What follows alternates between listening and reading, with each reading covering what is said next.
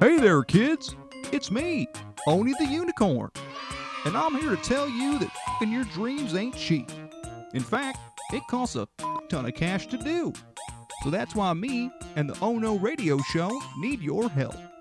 Just go to the website displayed below and hit us up with some cash, yo.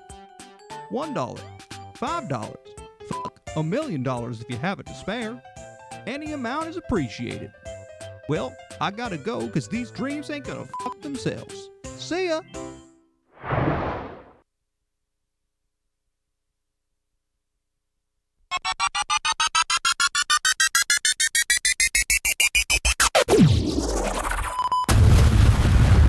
No, no, no, no. No! God, please, no! Oh no. Oh no!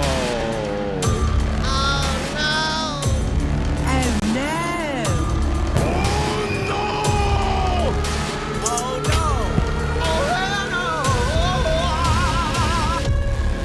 no. You are listening to the Oh No Radio Show. Eat a bag of dicks. Kind of realized something this week. I feel like poetry might be kind of stupid. Oh no, baby. Oh no. Oh no. I don't want you anymore. Yes, baby, I told you before. You went away and you said you left me, and now you live in misery. Although you want me to take you back, you said you're sad about this and that. Oh, No! baby. That's right. Welcome back to another edition of the Oh No Radio Show. I am your host, Owen. I am the captain of this shit ship. And along with me tonight is my good friend, Ty. Ty, Hey, buddy. you have an aversion to mustaches, you're telling me. You just can't Man, do the mustache. I want the stash. It never sits right. Never. Just I've can't- tried it a bunch of different ways. Just can't pull it Doesn't off. work. Well, a man that can pull it off and a man that has been rocking the mustache for quite some time. He is my mustache muse. He is the one and only Mike B. How are you, my friend? I'm doing fantastic, guys. I'm kicking ass at work. Yeah? Just excelling at all points of my life. And look at that mustache. I mean, And the shit. mustache. I don't know why you have such an aversion to amazing. Now, I am the only one here who rocks just the standalone. Standalone. But I mean, I've rocked the standalone plenty of times in my life, Mike. But you know, I do feel like my mustache skills and appreciation for mustaches is you know equal to yours.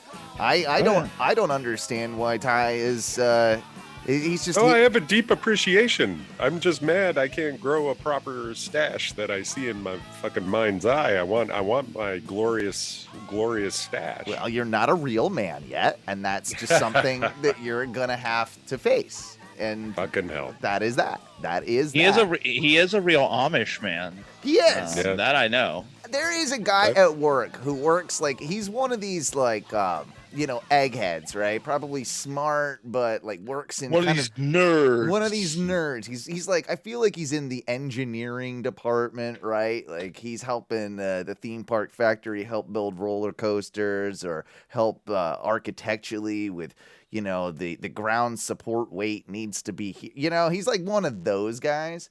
But Oh, well, if it's going to be a levered pulley, we'll have to apply this much force. Yes. Yes.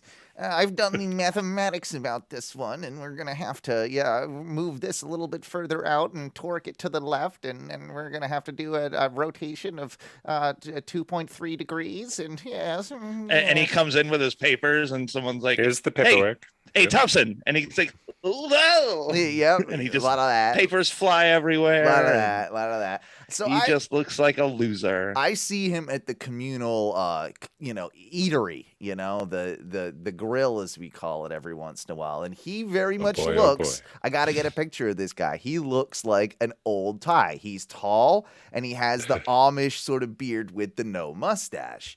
And I feel like he's gray, you know, he's an older gentleman, he's gray, and I think this is probably what you're gonna end up looking like, Ty. I don't think, but if you're coming up, man, you're a couple years older than me. You're probably I know you're closer to 40 than you are 35 or 30 rather, or He's 37. Yeah, I'm right in the middle, baby. you're right in the middle. You're right. I'm in the middle age. Yeah. But at the same time, I feel like you're coming in by 40 years old. If you've not been able to grow a mustache, is he ever going to be able to be part of the mustache club, Mike? I don't know. I've fucking grown it. It just doesn't look right, so I don't keep it. What I again? might go full waters, maybe. I don't know. Do something weird.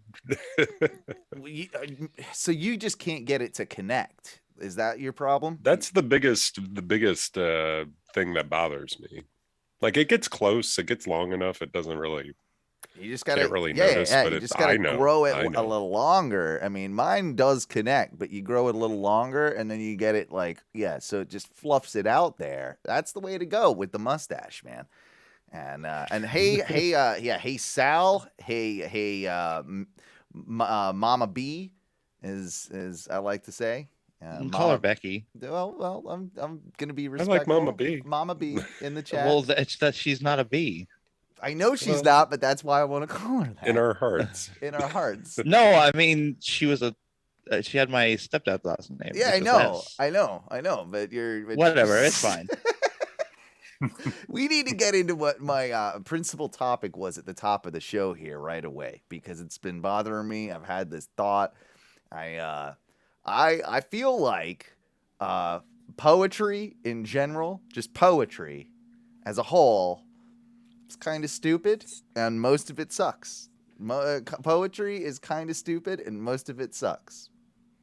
Well, okay. I kind of feel you, because as someone who's not very good with their emotions, if I'm gonna talk about them, it's usually pretty blunt.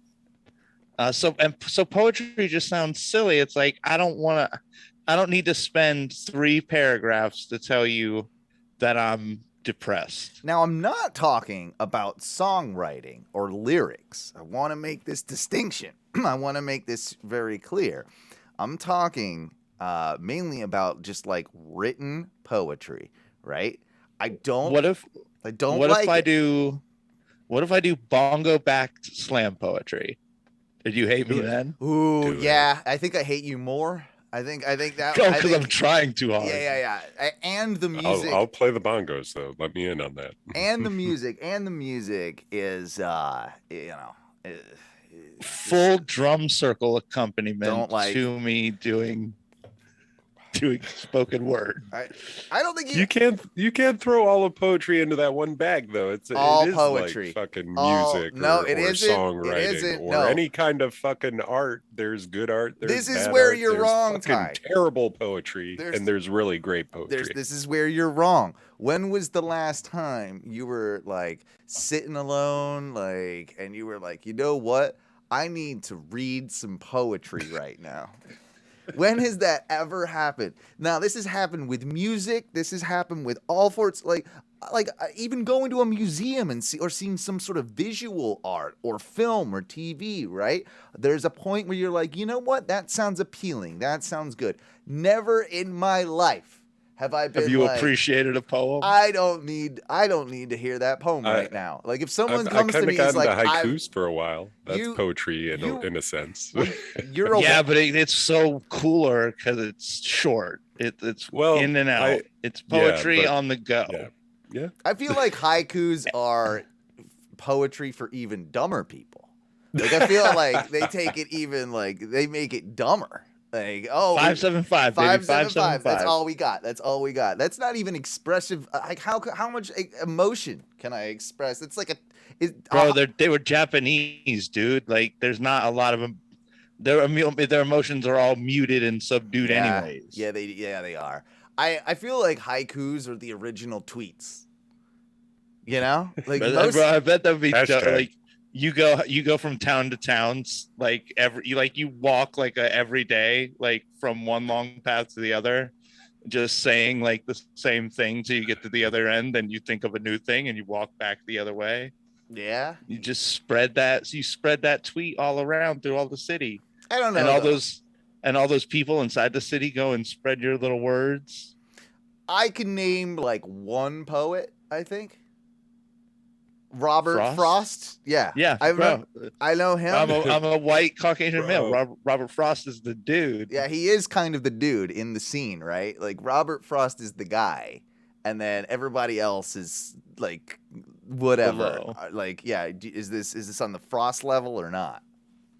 I I mean, love this, but I can't quote any fucking authors right now or poets. Fuck.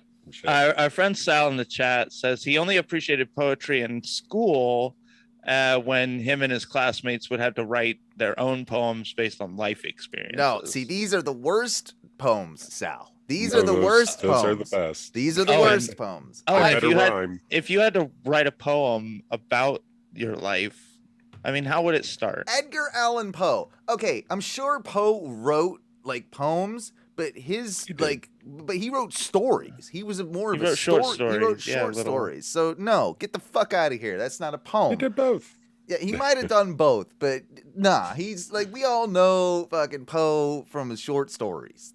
I'm just saying, I'm sick of hearing how my life is like an ocean. How my life is like calm parts. It's got wavy parts. Come on, man. But dude, that's all the poem. I'm gonna start writing poems that are one word or one sentence. It's gonna be life is like the ocean. Period. Done. Boom. End of poem. That's all I feel. Published. And I'm gonna call the whole book sentences and $1 million. Do you have anybody on your Facebook that you're friends with that posts poems on occasion? On occasion. That they have written? Yeah.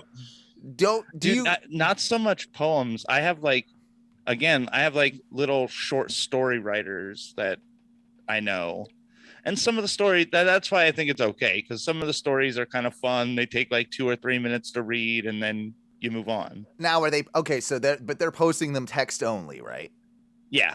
Okay, I can get into that more than like the poem, where maybe I am just dumb, but so many poems, I would say probably a 94% of the poems I've ever read, I don't understand. Dude, okay, I'm gonna be honest with you. Some of them are really bad. I don't think I've really seen one in a long time that was like. Is it because I'm really bad, or like, is it because like they're really bad, or I'm really stupid?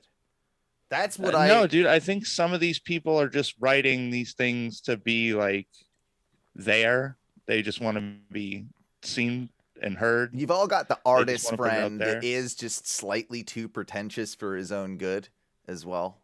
Like, and that, you know, there's that type of poem.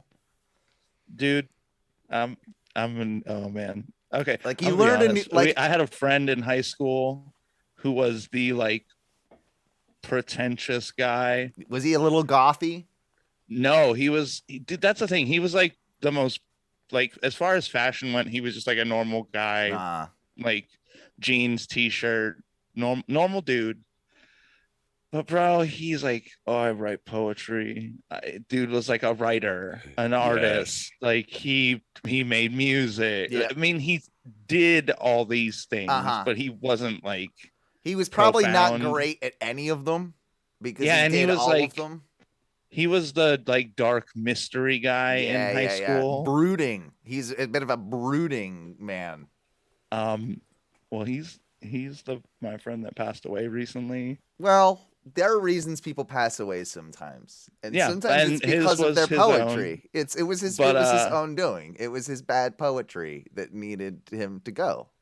That's came full circle. It's rough. But dude, it was a lot of circle jerking around this guy just because he was so deep, and I don't know. Maybe from the moment I met him, I was like, "What? Like, what are you guys talking about? Like, you can see right through this guy, right? Like, these are all just things he does to be impressive." Right? Yeah. I mean, I've definitely met that person. I have that person in my life. I mean, it makes me feel good that they're trying to create stuff, I guess, right? But at the same time, it's like, mean, and I know, like, I can mute the fella on any of the social medias. I can hide him. I can do all those things. But you also like to see the train wreck a little bit. Like, you'd like to know just a little bit. Like, okay, what shit is this guy gonna come out with this week that I definitely shouldn't read but will? Dude, and while we're talking about these just anomaly peoples that want to do this, have you ever become friends with someone whose life seems to just perpetually be like barely hanging on? Yeah. That's their whole, that's almost like it's their personality that they're I've met those people. the downtrodden Ty friend. kind of one of them for a time. He was that I've guy. never thought of Ty like that. Ty, just a little bit. How dare you? You know, But Mike, like I know people, and I know people through social. There are people who I know pretty much exclusively through social media that somehow I became friends with them, but their whole life it just seems to be one ultra tumultuous situation after another, and then you see it, and it's like just a glimmer of like, oh, they're moving up, crash, hard crash, like I'm back to homeless again. I don't know how it happens. Like, I think some people get into these like bad ruts, and the ruts are just too deep. You're probably right. Like, I feel like that's definitely like for some people. I also feel like people also present themselves as if like everything's changing and look how great things are going, and it's never really behind the scenes.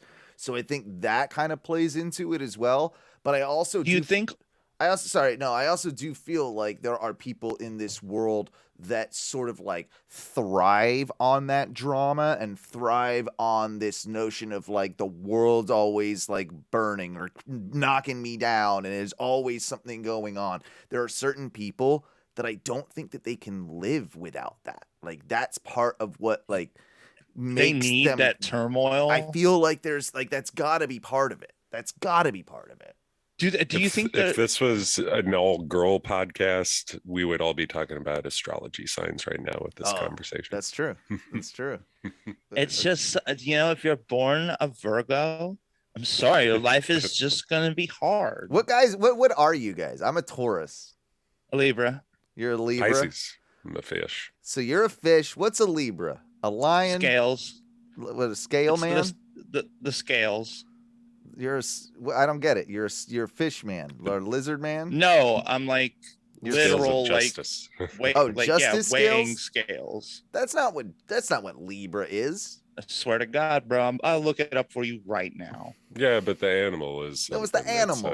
Ram or some shit. Not library. I don't want to look at library. Yeah. What animal are you? It's Libra. Dude. It says it's the scale. That's not an animal. There's no animal for it. There's got to be an animal for Libra. It's always an animal. There's always an dog. animal. It's a lady in the only representation that I've seen that isn't just the two-sided scale. It's a lady holding scales. So you're a judgmental bitch? Is that what you're telling me? Like, usually I am. I'm very judgmental. So okay, fits in with the scale. I'm not very vocal about all my judgments, but I be judging. But that's why she's got the blindfold on, bro. Remember, like she's got the blindfold. She's not gonna judge, right? She's not gonna blind justice, bro. You're blind justice. I might as well be the Punisher. Yeah. I'm a Taurus. I don't know much about him other than it's a bull. And we're supposed to be. What usually are bulls described as, Owen? Little tough, stubborn. Yeah, I'm bullheaded. Neither of those things. None of those things. What? Really? I'm a softie. Have you not met me? I'm a softie. I'm over here like I basically bow to everybody's demands. I tell them how good they are. You know. I ask you guys for your input, and yeah, but sometimes you ask, and then you're like, We're just gonna go with this. Well, okay, yeah. Well, because I know the. I mean, right- you know best. Well, I know We the best. I that. know what's best, you know. But I still ask. Would a real bull ask? No, he'd just run right into the china shop and just That's what I'm saying. give it the horn. Give it the horn. So, okay, so you're a baby Taurus. Baby Taurus. You're a little Taurus. Yeah, dude. Yeah, I guess that's me. I wanted to ask you this before we get into our favorite segment here, but I wanted to ask you guys if you knew anything about these ads I'm seeing for at-home ketamine treatment. Yes, I have seen them, and I'm almost tempted to fill out the form, Like but what? I don't want to be on a list Yeah. of the guys who are like, "Hey, please send me free ketamine." How does this? Yeah, I want to know more. I do want to know more about this. I know they're using it in like PTSD patients, and it's like a lot used for clinical It's a depression. disassociative, right? Yeah. Like it just kind of like pulls you away from yourself. I think that's what they're they're kind of framing It as, pulls you or- away from everything, right? I don't know. I don't know much about it. I want to know Puts you in about a- this clinical trial that I've seen advertised on my Facebook. You know, like give me some more, information here. Like I'm at work, I'm at the factory in a big theme park, and I'm getting these targeted ads. This is interesting. Dude, they know that people at the factory Yeah, want to be at the factory on ketamine. on ketamine. You know what? Let's do and instead of an at-home study, let's do a little At-work an study. at-work study. You know, we'll just do some ketamine and ride some roller coasters. I thought it Sounds like good. Yeah. I thought it was always just like you could disassociate from everything and then just like hyper focus on one thing. Is that it? Okay. Right? That sounds. just in like I don't a know. K-hole. That sounds terrible to a certain degree. Like, Yeah. I don't know. Like, It can be. but what it if it's doesn't that have one to. thing you don't want to focus on? You know, it's like, God damn it, I don't want to focus on that. Like, Well, I mean, just don't be at the place. Just go into it thinking like, okay, I don't want to you focus in on this poem that I'm writing. Yeah, okay, so great. All I'm gonna do is do some fucking ketamine and end up writing a goddamn terrible poem that I'm gonna post on the Facebook, and then it's I'll do bongos. you. Okay, you're on bongos, Mike. What are you gonna do? You gotta. I'll do like that. I'll do some like howly caveman noise, like That's not bad. I was thinking more stand up bass, but you know, I was wanna, thinking very small saxophone, like a Okay. very small one, Okay. smaller Baby than sax? normal. Yeah, as Like little a as baby sax. I gotta do. I did a lot of. You know what made me feel better? You know, and it wasn't the Special K, but it was.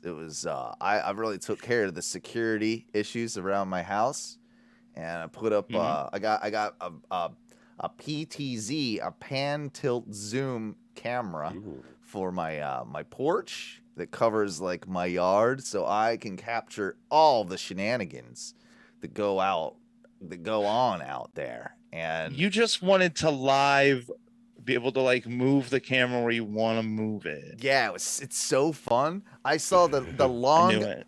I put it up yesterday. The lawn guys came. The new lawn guys. I was able to be like, "Yo, great job on the lawn." I did a little. I even zoomed in on I that. was watching you. Yeah, I was. I did see them. I did see them, and they did a great job. There was some weed whacking going on. There was some blowing with the blower. Like, okay, like these guys know. These guys are real pros. You know, they got a real good setup here going on. And so I was able to like pay him, but no, I felt like a real man. I had to hang this, camera properly. I had to cut a piece of my own wood, right, with a jigsaw. I did that. I went bzz with the jigsaw. I had to drill some holes, and I had to measure some things out, and I had to, really put it all Yep. together. I actually didn't measure once. That was a lie. No measuring? No, it was all eyeball, but that's only because I'm such a good handyman now Okay. that I don't need really to measure. Like I can pretty much look at stuff. And be Oh, we're like, just eyeballing everything now. yeah. It was just eyeball city over here. That's how I do my handymans. But it ended up working out good. I'm looking forward to it because I think I'm gonna be able to record. I got an SD card in that bitch, and I'm gonna be able to just basically record, anything out there, And What we're gonna do is catch you drunk dancing in your yard at night. well, you don't know the sort of clips that you're gonna get from that. Like this could be a gold mine of things. Man. That it has a microphone. I like it too because the app, it lets me talk through the speaker, so I can yell at people or raccoons, for instance, on my porch. I can do that. Oh, and can I tell you, when I was a general manager for the burrito company, Yeah. our camera systems had that. Yeah, it's cool. And right? I would regularly be at home at night getting hammered and just like bring it up and then watch people who are just standing around and just like dicking off playing on their phones and be like, hey, get to work. Get to work. Get to work. Stop playing on your phone. And it's just literally like coming out of the camera. So it sounds like it's just coming out of nothing. Do they respond? Do they respond at all, or? Oh yeah, you'd see it. It'd take like a second or two. Yeah, it's a slightly delayed over. reaction. Yeah. But yeah, then you'd see everyone like put their phone away and like walk put away their to cigarette another out place. and go inside and fuck. God damn it. Yeah. Do some goddamn work. Oh, I'd yell at the people in prep when they would just all stand around and prep. Oh, it's the funnest, but also makes you feel like literally an overlord. Like it's a bad feeling. Yeah. It's like, oh, I get to watch my subjects. Oh, see, I'm just gonna be watching Teresa. Like when she's home, I'm gonna, spy on the neighbors, and that's about it. It's more for the stories. What if you start seeing people like, holy shit, this guy's coming and like taking a piss over on my piss fence, but he's just walking up out of nowhere, just pissing on the piss fence. It's possible. It's possible that happens. I mean, it's seen a lot of piss. I will capture his image and I will then proceed to post that and the full video on the Nextdoor app and shame him and try and find out who he is. I mean, what if he's like some middle-aged white guy with a silly flat brim hat and a mustache, goofy mustache. You just figure out that it's me and I'm just coming and pissing in your yard and then driving away. It's like you come when I'm not at home, just only because you don't miss doing the show here that much, but you miss just the luxury of I've just got to pee on Owens' fence. I've just it's almost your kink now.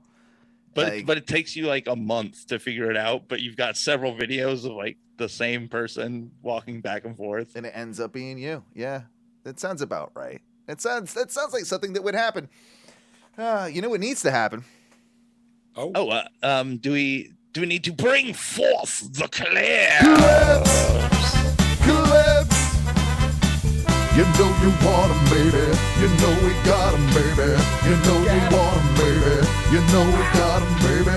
Clips. You know we got 'em, baby. Clips. Yeah, Clips is the time of the show where we take a look at all the random stuff that our good friend Tom finds on the internet. And let's see what he's got for us this week. We're going to start it off with a banger for Ty, I think. And this one's just simply called, and I think he threw a question mark on this when he put the title in there for me, but he called it 70s Brazilian Village People, question mark. Oh, so, shit. Here we go. Let's try it out. Ooh.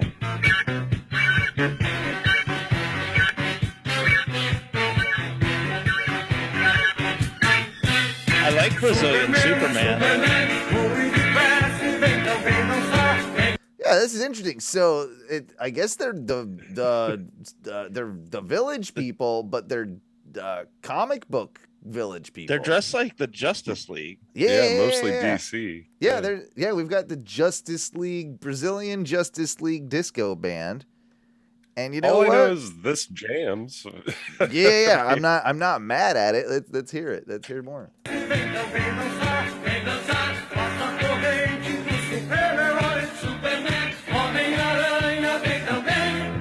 They are doing the YMCA. I've never heard Brazilian YMCA. It might be better than the original. Especially with the superheroes.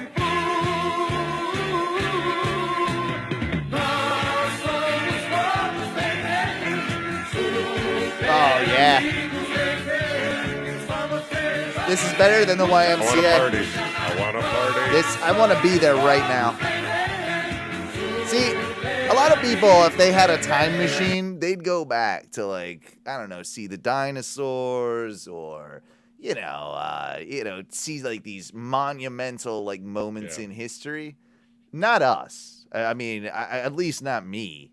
I'm going back here. We're going to that party, Ty, and we're going to have a fucking great time, aren't we?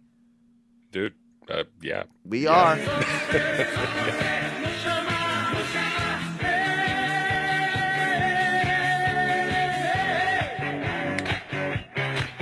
at that. That choreography. Dude, Brazilian Superman's got like razzles. Oh, Brazilian Robin busting out the moves. Now, I like how they're all doing like a dance break. They're all getting their Thor now doing a big old dance. Who's that one? I don't know who that one is. Is that Bruce Lee? Yeah, okay. They just throw Bruce Lee in with like superheroes. Yeah, now who is the kid that got left out of the costume party? Like, they're just like, I don't know, wear something vaguely like a superhero? Because we've got... And he wore his, like, Chinese martial artist. Yeah, we have Wonder Woman, Superman, Thor, Batman, Robin, and... Karate Boy. Karate Guy. Karate Guy? I don't know who that is. I feel like I should know. I mean, know. Who... Yeah, if we... Let's see is if that we Black can... Panther? Maybe it's Black Panther. Why is I don't know. Thor also the thinnest superhero there? Oh, Spider-Man's out there. Who is that? I don't know who he's supposed to be. He's just wearing a black kind Still of... jams. Yeah, still jams. Oh, cool light. Oh, yeah.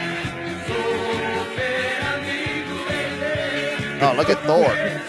But what is the point? My biggest question is why?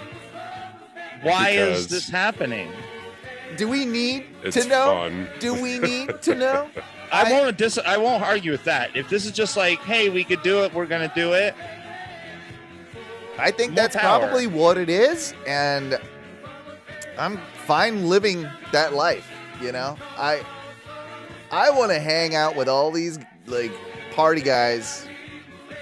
I want to dance like this. The bitches are into it. I mean, it was on a TV show. Hell yeah, it Mofo was. TV. So it must have been pretty popular. I wonder if this was always the thing, like if they always dressed up like that. I hope or if so. It was just for this song. Yeah, we will have to do some more research into that one, but still, I'll get the vinyl. Still, It'll be good. yeah, you get the vinyl. Read me the liner notes, and we'll figure it out. But yeah, I think we need to figure out who that one character is before I can live my life. Anyway, we'll move on to this one. Did you ever actually have a situation where you viewed much of anything? I personally haven't, on Laserdisc. I don't think I've ever seen anything on Laserdisc. I saw some school programs on like the big laser discs. Yeah, I don't think I ever did. I've heard other people of my age group say they've seen stuff on Laserdisc when they were in school, but for me it was always just VHS, man. I don't think saw, to my knowledge, I don't know that I've ever viewed a Laserdisc. I had that one definite friend. He was a film nut, but he had a laser disc little fetish, and I mean, I watched a few, but truthfully, I don't think there's anything great about it. Like you watch it, the difference in fidelity and what have you, not really that great. What I guess at the time it would have been VHS, it's its biggest competitor, right? So so it probably it was supposed to be. It was like the stage before DVDs, but DVDs got it right by putting it on the small. But then format. but then VHS just lasted for way longer until DVDs took off. So that makes sense. But anyway, this is an ad from Ray Charles and how he sees Laserdisc. You know, Ray Charles, famous for his viewing abilities. Blindness.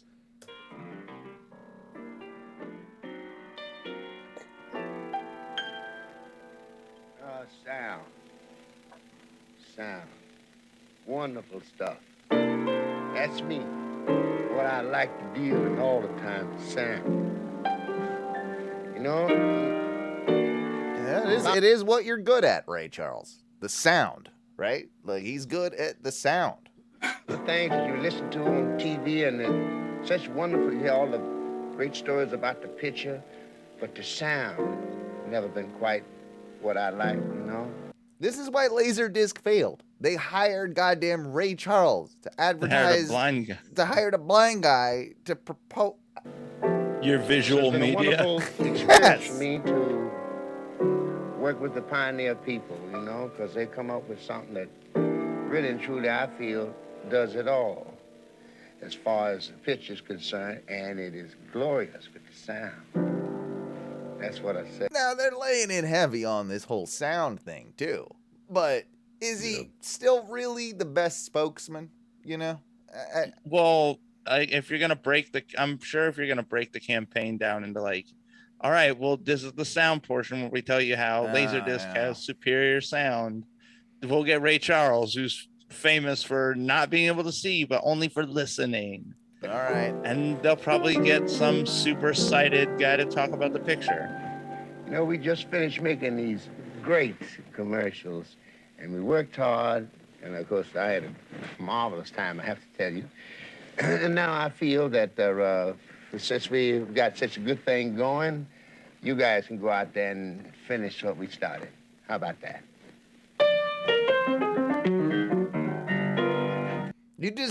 Did you just tell me to go buy? I don't know what happened, but I think you told me I need to go buy to be cool. I need to go get a Laserdisc player now. Something. I think that's what he did. It's what you need. I guess so. I feel like he was Ladies and talking to the gentlemen, production the Pioneer team. Maybe. Television campaign for 1984, starring Mr. Ray Charles. Okay. Music video, I can't see it. Yeah, I know. The music don't sound good. Who cares what the picture looks like? Then Pioneer gives me their laser disc player. It's a video turntable that works with a laser beam, and that laser beam makes all the difference, they tell me. Yes. They tell me. I'm a little skeptical, but I listen. I listen to Flashdance. I listen to Barry Manilow. Oh, yeah. I listen to Raiders of the Lost Ark. Okay. I even listen to me, and I sound good. Ray Charles loves this Laserdisc shit, bro. Like, he's like, yo, for deaf motherfuckers like me, blind motherfuckers like me, Laserdisc is the technology. Better than good. Fact is, the stereo on the Pioneer Laserdisc is as good as anything I ever heard on my stereo. And according to the experts, the picture blows videotape away. Now, who am I to argue? The Pioneer Laserdisc brand video disc player. Video for those who really care about audio. I hope they get a famously deaf person to do the picture portion. Oh, that would be so good. But dude, look at the tagline. Pioneer Laserdisc. Video for those who really care about audio. Like, I get it. You are promoting like how good the audio sounds on Laserdisc, right? But you're also in that same sentence kind of knocking your video quality at the same time. Well, no, he made sure to mention, he's like, the experts tell me that the video blows VHS away. Yeah, they did say that. So this thing's way too long, but there's a lot of commercial. Couple more takes. And then there's, I don't know. Do you want to see this? I don't know what this Asian guy. Oh, what's that? Maybe he's gonna fill us in a little bit more about Laserdisc. What you just saw is part of the 1984 advertising campaign for Pioneer Laserdisc. Cool. It is the first time that Laserdisc has been on television, and it is by far the largest advertising effort we have made for the brand. See, they spent a lot of money on this Ray Charles fella. We believe and then you got your CEO to come in and just give in general, bro, why didn't you just have Ray Charles do this? Yeah, I know. Has a real position in the marketplace, a video system that offers great audio. We think that Ray Charles is a very dramatic spokesman for this idea. Who better could judge sound quality than one of America's great musical geniuses? He ain't wrong. He's not wrong if that's the intention. I just feel like the tagline's a little bit like, and they should probably just put a little bit of like, but the video still kicks ass. Like, there's nothing like that leads me to be like, yeah, it's a movie player or video player for audio files, but the video still kicks ass. That would be my tagline. But, okay. So get a famously deaf person to do the commercial with Ray Charles, where they're both only able to experience one side of it. Mm-hmm. And so they both give their like, oh my God, it sounds so good. And then the deaf guy's like, oh my God, it looks so good. I think that's probably a good way to go. I'm sorry. We're going to move on here, just for reasons. This one's called How to Find Cool Free Furniture for Your Apartment. You might need this one day, Ty, if you move out, He can get cool new free furniture for his room. So this is a new fad. It's called stooping. Stooping 101. And these two millennials are going to teach you how to do it. Find cool free stuff in your neighborhood? This is everything you need to know about stooping. And no, it's not just for poor people. Let's talk dressers. We just stooped this beauty earlier today. The number one rule for stooping a dresser, always check the drawers. This piece has dovetail joining, a green flag that you have found a great piece. Okay. But not so fast. Take a look inside and, it's cum. The biggest issue we run into is cum, but it doesn't stop there. Check out this beautiful gold mirror we found just the other day. But remember what we taught you. Always check for cum. And this beautiful peacock. Looks great, right? Wrong. Cum. This must have come. Do you guys feel that way when if you ever pick something off like the side of the street? Like someone has done something to this. Like this. If it looks cummy, I'm not picking it up. Yeah. No, How you keep your cummy thing. What if it looks dry cummy, Ty? Nope, still not interested. Still can't do it. If I see the stain and it still has, Just as a recap, check your stooped pieces. Cum could be anywhere. The city that never sleeps? More like the city that never stops coming. Follow our page for weekly stooping tips if you've... All right, there you go. There's your stooping tips. I like that. That was nice, short, sweet, and now I know to always check for cum. Check for cum when I'm stooping. I didn't know it was such a rampant problem. I remember we played some stuff by Little Big before in the past, but I don't remember hearing this song, and it's just called Tacos. So, Mikey, love tacos. Maybe this one is indirectly, for you. Okay.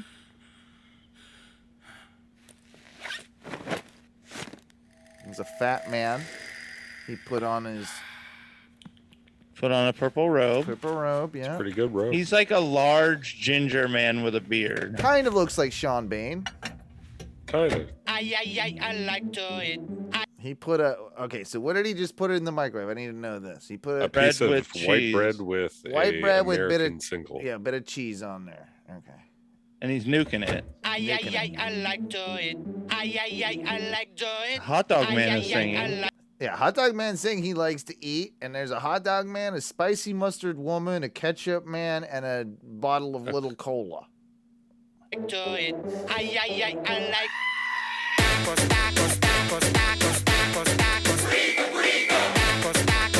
Wait a minute.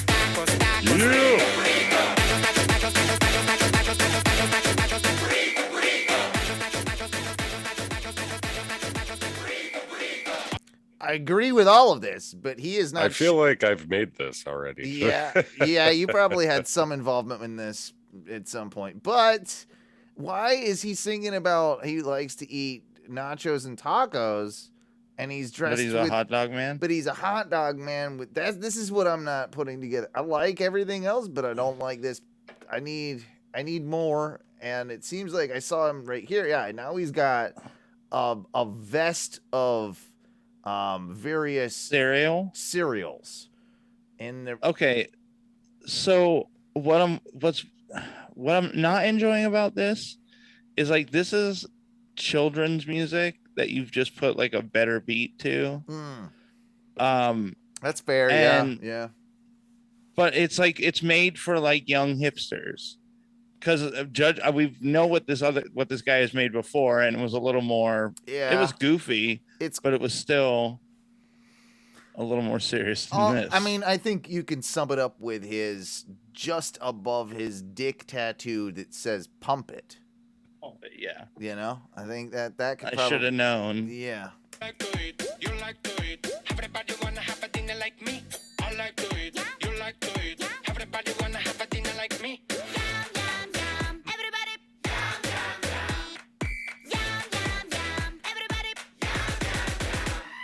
Did you see there was a girl with spaghetti hair? This shit jams. Whatever. You can be mad if you want. There was a girl with spaghetti hair. Also, what are you pouring? Don't put ketchup on spaghetti. Not much less ketchup. I mean, spaghetti hair. I get. Now we've got. He's wearing like a mac. There's like a nacho man. Now we got at least we got a nacho man.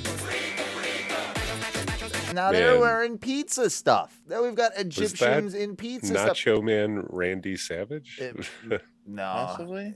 He's been It's like a mummy who's wearing like a burrito tortilla style wrapping. He's wearing a pasta thing. Pasta shorts. He's going to jump in a giant pot of boiling water.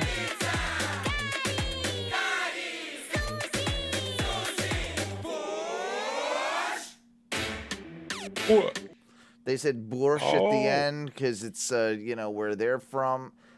This is terrible. I don't approve. How dare you? I'm moving on. I don't like it. I think visually it's a lot of fun. Yeah. Like, watching it is a lot of fun to watch. Mm-hmm. The song is kind of meh for me. Same. I'm kind of with you.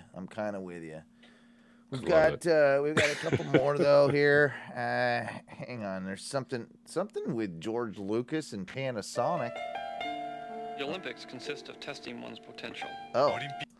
George Lucas is holding a camera in the 80s or early 90s and looking really depressed about what's about to happen. He's doing a commercial for some sort of cancer or something. I made Star Wars and now I have to promote Panasonic cameras. Yeah, here we go. The Olympics consist of testing one's potential. I think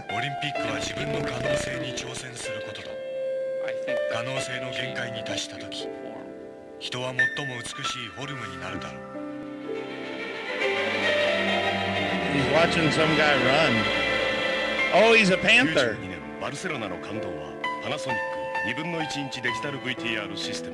I mean, I don't know what he's saying. I mean, it's an interesting commercial. The D3, here, baby. Yeah. I've seen that thing before. So it's advertising this camera that shot the Olympics, and there's a javelin man throwing a javelin that turns into a geese or something.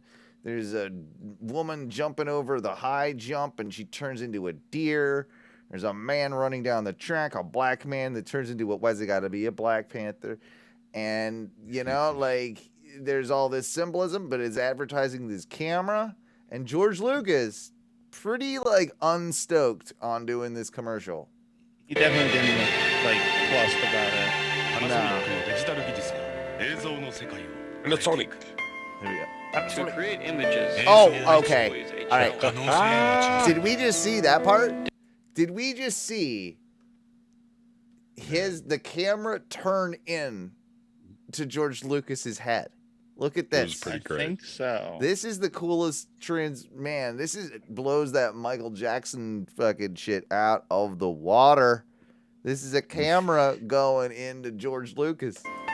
To create images is always a challenge. Wow. Digital magic. Panasonic. Human electronics. Wow. See, that was a good commercial. That's kind of beautiful. I feel like we should get George Lucas back as a spokesman for kind of everything now. Like, we need to have George Lucas do like ads for like those, you know, like late night call chat lines and stuff, those sex lines. Like, I feel like George Lucas could probably really kick that business up. I mean, I don't think Call he in. needs it though, because he's got like $4 billion from Disney. Oh yeah, but maybe he just likes to do it. Like, it's his side hobby, you know? Like, you know, he could go in the hot tub, he could do a lot of things. Maybe he has his wife or kids. He could do a lot of things, but he's just like, nah, you know what? It's a call center night for me. Like, I'm gonna hop on. I'm gonna get in the call center. Yeah, and he's Put got me in queue, boss. He's got a whole room in his house, like, kind of dedicated to it, and it's like dimly lit and red, and he lights a couple candles, and he gets in the mood, you know, like that's his thing. And you know what? If it is, don't judge him, all right? Don't judge him. All right, we got the Beat Brothers here. I'm already getting a bad feeling about this, but this is the Beat Brothers. Live it up. We'll see.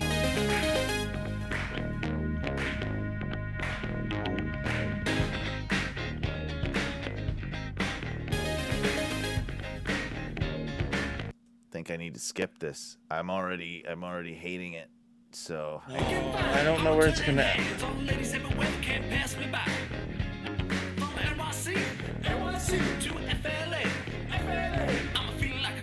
Shaking their things and they're calling my name. Hey baby, how you been? How you been? Been a minute since we had some time. You got to get it in. Oh girl. this is intentionally stupid, and I don't like it. There's something about it I'm not pairing with, so I'm invoking the skip. I'm invoking the skip roll. Yeah. But it's okay. Scatman John is going to sing a scat land. Imagine a land of love. Where people have time to care. Where everybody's equal. And we all tell the truth. Well, we all remember the Scatman. And, you know, bee-ba-ba-ba-da-bo. Ba-ba-ba-ba-da-bo. And, yeah, he's back, I guess, with this track here. Scatland. The Society of Scatland is composed of very loving, caring people who have never even heard of political corruption. Wow, there's a lot going on here. This guy has... He's got a message. He's got a message. Class distinction, war, and all the other stuff that goes on in the world of Earth people. Everyone is equal in Scatland. Everyone is equal. Everyone is equal.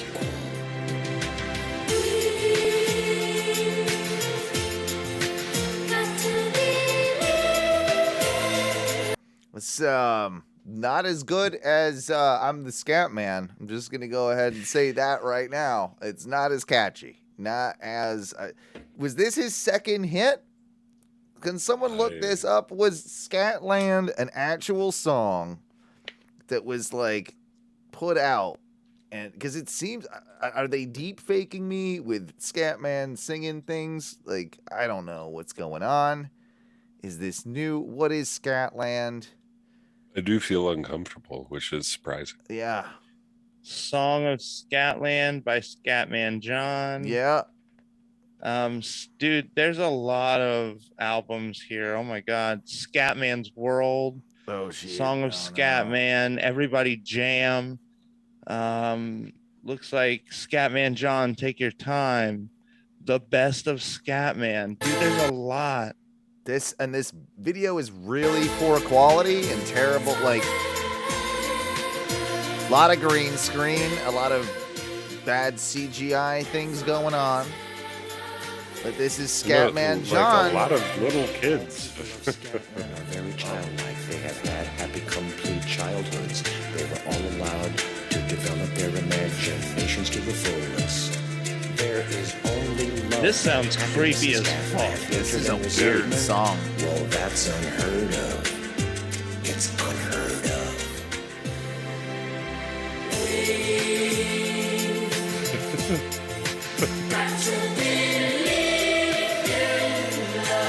Yeah, this is not. I don't. Wow, dude, Scatman lives in a weird child land. What the fuck? Dude, he literally just said everyone in Scatland is a childlike figure. Yeah, that's what who he was said. able to live a full childhood. Yeah, and develop their imagination completely. I mean, dude, like no matter how you say that, if you say that's the place where you live, people think you're weird. Well, yeah. Can you look up? Can you look up Scatman John's net worth? Oh yeah, if he's on there. Could you also look up is Scatman John a pedophile? Yeah, that might be. Or just like 8-year-olds, dude. Section 8. Oh, God. All right, I got it. You guys want to? He is a it? pedophile. I didn't get that one yet. Oh wait. He is a pedophile. no, he's dead. Is what he is. He is dead. That doesn't he died? change anything. Wait, there's like a lot of. Was he a pedophile? What's going on with the pedophile situation? Hold on. Okay, so I got it right here. Oh no. I shouldn't be laughing this hard about pedophilia. Probably shouldn't. It's not a fun. Well, do you see this video? What the fuck? I mean, look at that freeze Oh, frame. he is dead. Okay. How much is he worth? Tell me how much he's worth. All right. 37 million before he died. 37 fucking million, all from the Scatman. Yeah. This is why 35 was from Scat. Well, yeah. Like this is why all this shit exists. All these albums and all these terrible music videos is because he had millions to, play with. And yeah, I mean, you know what? Fuck it. If I'm him and I've got 35 million in the bank, I'm gonna make some terrible, shitty music too. And apparently his estate in 2021 down to about 1 to 3 million. Oh, he spent all his money on this crap. That's what he did. I'm sure like he gave a lot of money to his family. And he was and you know how much it costs to rape kids? It's an expensive hobby, Like, God damn it. It's you gotta pay a lot of people off. That shit is a creepy video, man. It is creepy. Clips. You know you want 'em, baby. You know we got 'em, baby. You know you want 'em, baby. You know we got 'em, baby. Clips. You know we got 'em, baby. Clips. Sorry, I had to abort us out of there. Like we needed to Star Trek, what do they do? The beaming, that's what they do, right? Yeah. Something like that. Beam me up. With the Star Treks and that. I will say at one of the break rooms at work that I walk by, I don't necessarily use, but because it's for like a different department or whatever. But I thought of you, Ty. They've always got Next Generation running on that TV. Star Trek Next Generation. Yeah. And you know what I was thinking about it? Like that's actually pretty good break room TV if you can all get into it because there's so many episodes and like it doesn't really matter. Like every episode has a few great moments and you're probably not going to be able to watch the whole thing anyway. So it's like, yeah. Next Gen. Yeah, just watch a little bit of Next Gen. I did want to ask you guys though how if you thought I'm right about this and the return of jean shorts is happening. We're in the middle. We're in the middle of it. I've been seeing the jean shorts are coming back. I feel like I was late to abort jean shorts. After jean shorts had already been gone, I still had like 1 or 2 pair in the backup drawer, but I'm telling now, you. I Hipster mean, kids. if I have jeans that are shorts, they're cutoffs. They're never like tailored jean shorts, which seems so strange. It's happening. Again, we're going back through the 90s again, so jean shorts are back. Yep.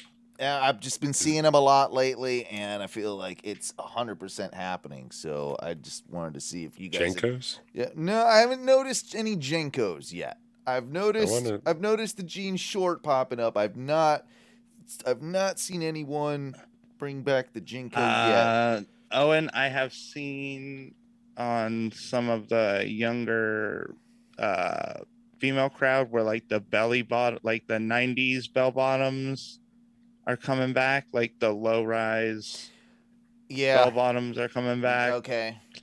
So I think that's going to come back in full the swing. Britney Spears jeans, the low rise, like bell bottom, like the flared, Yep. I'm okay with those coming back. I don't have a problem with it. Little midriff action. You know? Oh, that is way back apparently. Yeah. The midriff thing. But that's with I think all like hip female ages like. Hanging out the midriff is back. Yeah, but you need to have the body for that, though. Like you can't. No, we can't. You can't say that anymore. You can't just roll. No, come on. Like we. Can't. I can do it. I'm gonna do it. Do it, Mike. I'm gonna show some man drift. Let it out. A man midi. No, I'm okay. I'm gonna go ahead and say I think that looks gross, and you shouldn't do it. But that's just me. Like I don't need your jiggly belly. Half shirt. I'm gonna start wearing half shirt. Not yours. I'm saying like I can handle yours because it's comedic. But when a woman is being sexy and she's wearing that around a theme park, come on. There's a limit here. Amen. When you're pouring out of like the whole like whoa, there's a pouring out. Yeah. You know what I'm talking about. I know. You know that there's a limit. I'm not shaming a bigger girl by any means, but we all know there is a limit, and maybe that limit is different for other people. And yeah, I guess sort of like at a certain point you should be allowed to fat shame. Like let's be real. At a certain point, at a certain level of fat, you should be allowed to fat shame. If you're 600 pounds, you're a fat fucking disgust. Like you're gross. You need to lose weight. You know, like at a certain point, Can we put that limit at a half kilo, like a 500? I'm okay with that. Like, yeah, I'll even give you like I'm being nice here. I'm giving you some credit into the. It's okay. It should be more. That's a lot, bro. I'll give you the 400s. Like, if you're 400 pounds, you need to do something with yourself. Like you should not be 400 pounds. You're getting close to a baby elephant. You don't need to weigh like that's not what we are meant to. I'm sorry. Like there's a certain point at which should be You're looking at it from a health perspective, right? Yeah. And a gross perspective, because you're probably gonna be smellier. You're probably gonna be sweatier. You're probably gonna be just a little more gross. So yeah, at a certain point, it's tough. I'm sorry. I'm laying down the truth here. And what if you change the metric to the moment you can't like wipe your butt unassisted? Yeah, if you need a tool to wipe your ass or someone else to wipe your ass for you, you've hit the benchmark. You've hit where you need to do something about it. And I'm not like going to say that you should fat shame someone by the looks, but you need to not. Janine said, when you've hit that point, you've hit the skid mark. Yeah, exactly. Yeah. And it's a constant skid mark. In everything. In life. And I'm not saying like from age. You can't be fat just because of your age. I'm not saying like old people are fat now because they can't wipe their own butts. That's because you're old. No, yeah. And some people gain weight when they're old too. You know, like you gain weight when you're old. A lot of people do. Because you start living easy. But I'm not talking about that. I'm talking about if you're 35 years old and you're 450 pounds, you need to do something about that. Like it's not right. Like you're it's just not healthy. And I should be able to say that without someone, getting all offended about it. Oh, and you're canceled. I'm canceled. Fat people, take note. You won, I guess. No, you can't cancel my show. It's because it's my show, and that's the funnest part about it, is they can't do that. I am going to make fun of somebody else after we get back from break, which we're about to go to, and his name is Neil Harbisson. And Harbisson. Neil Harbisson? Yeah, we're gonna make fun of this guy. I got a little video I want to show you of him. I also want to talk about my steak night that I had. It was I saw that. Yeah, I want to talk about that. A big one. I want to talk about how I've got some thoughts on the idea of revealing the gender of a baby if you're pregnant, right? And we'll get into some of that, but I also want to know if I'm crazy for putting a CD book back in my car. It's actually been a lot of fun, and of course we have a new version and a sort of like updated, really kind of I don't know, like an alternate universe version of our classic segment, The Casting Couch. That's probably the best way I can put it. We'll get out of here for just a few minutes. And hang on here. Let me get some music that doesn't annoy me going. Why are all these like this music? I don't like these anymore. Beep, boop, boop, boop, boop, boop, boop. Beep, beep, beep, beep, beep, boop, boop, boop, boop, beep, boop.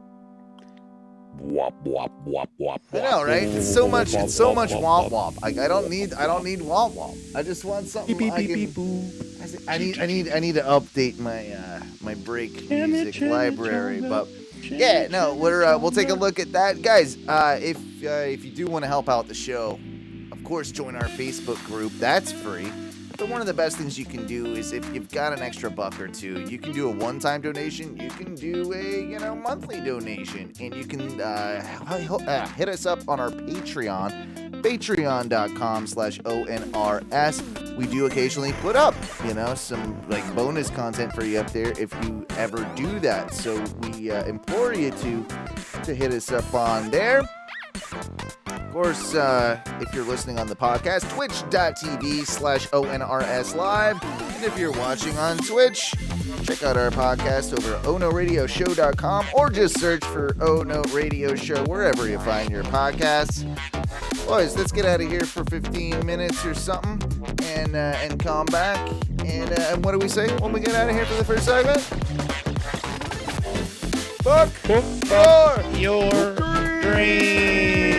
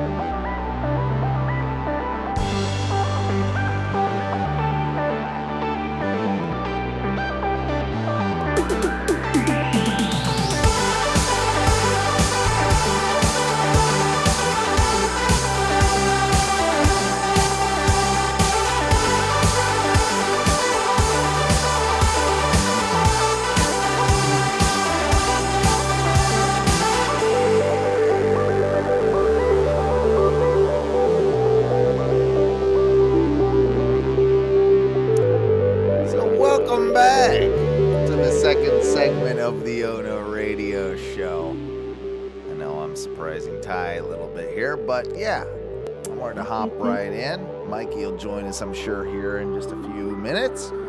But I wanted to ask you, Ty, with all the right now. All right now. I wanted to ask you guys, with all, of course, the talk of, the slap heard around the world. Don't want to really get too much into that because I've made my thoughts clear. Will Smith's a dick. But apart from that, I wanted to ask you guys, have you ever just been cold cock, like slapped like that in your life? Yeah. Yep. Have you? I don't think I ever have. I've never been just like out of the blue, just straight up like slapped or punched or what have you. I've taken a punch. I've done one myself, but I don't think I've ever been just like out of the blue. This guy just came up and like rocked me with one. But that's happened to both you guys? Yes, on multiple occasions. On multiple. Okay. All right. Name. You got to talk about. You got to. Okay.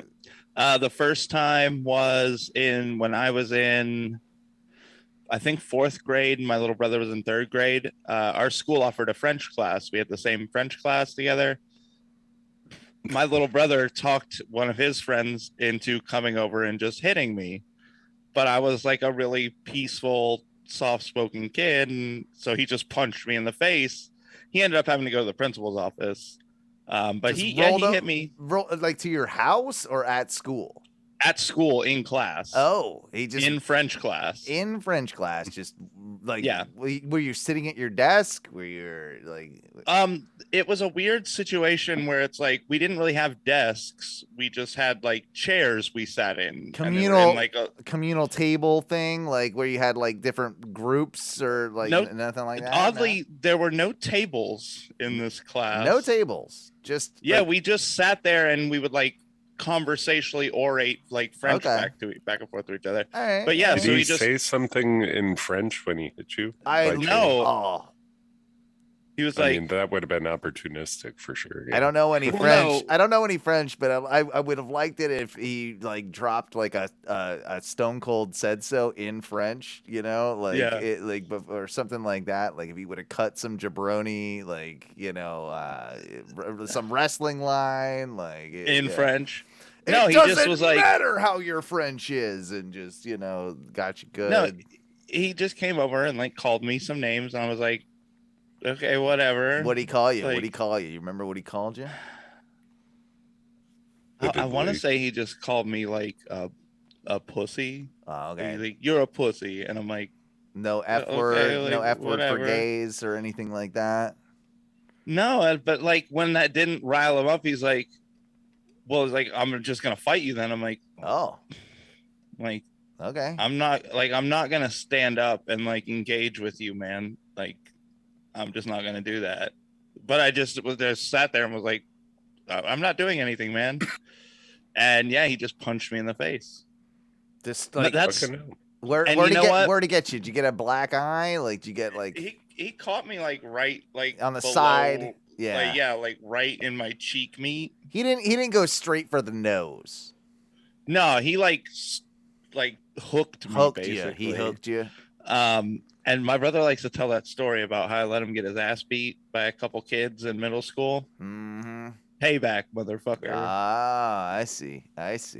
What about you, Ty? You've been slapped or punched straight in the face, Will Smith style before?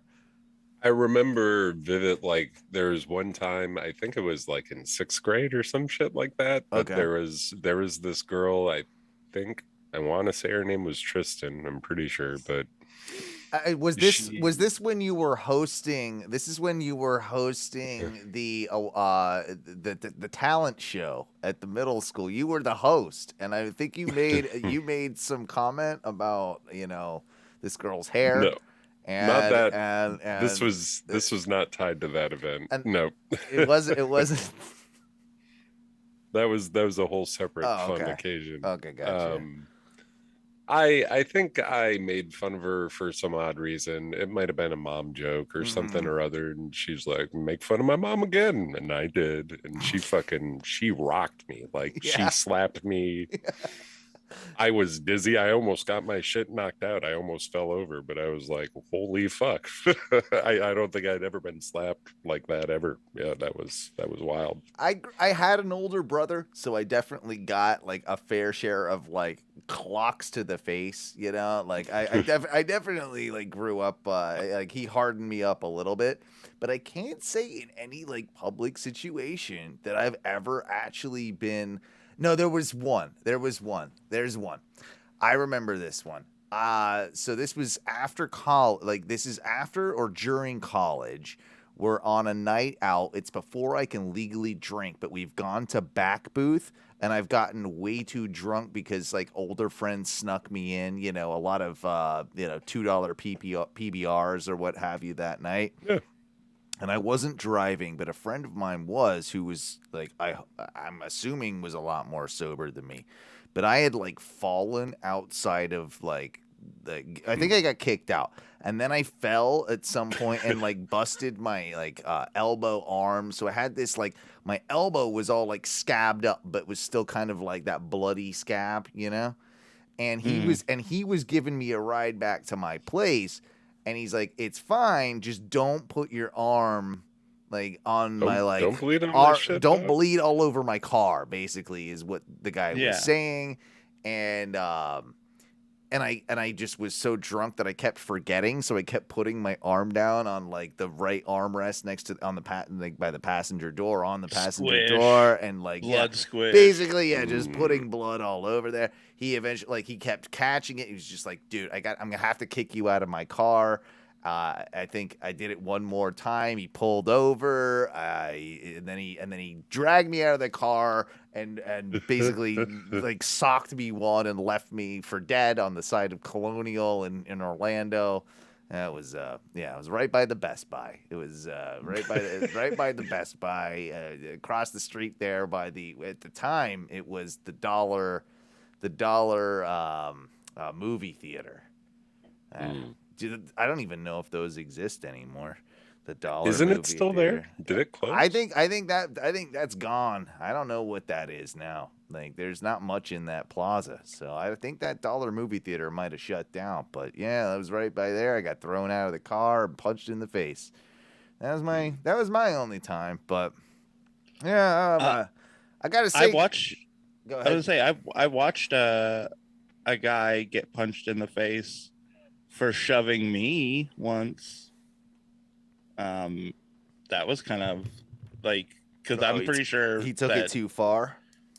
Well, I have that thing where you just like, you get a little drunk and you start talking shit. Yeah, you do. Yeah. I definitely don't have that. But it's usually like when we're doing, like when I'm playing games, like if I'm playing pool, like I will talk an excessive amount of shit. Yeah. And I was just talking mad shit to the guy I was playing with. And when we won, he got up in my face and shoved me, and I kind of toppled over, being as drunk as I was. Yeah. And my buddy took that weight, like, instead of just being like, oh, Mike fell over because he's drunk, he's like, this guy really shoved the hell out of this guy and slugged this dude in the face. Oh, did he drop him? Oh yeah, like, this dude crumbled. That's like, when I was like, that whoa. is I've not been involved necessarily in an altercation like that, but I've seen it in person. When you see that, like when you get that, like that crack of that dude, that like they go how like, exactly you just did it. They corpse, right? Like they just kind of ragdoll, like. But when you get that, like boom, like when they're out, like it is sort of like, it's terrifying. But it also is slightly satisfying as well, because it's like the off switch just got hit on a human being. Like, and it's a really bizarre, right? It's a really bizarre thing to see.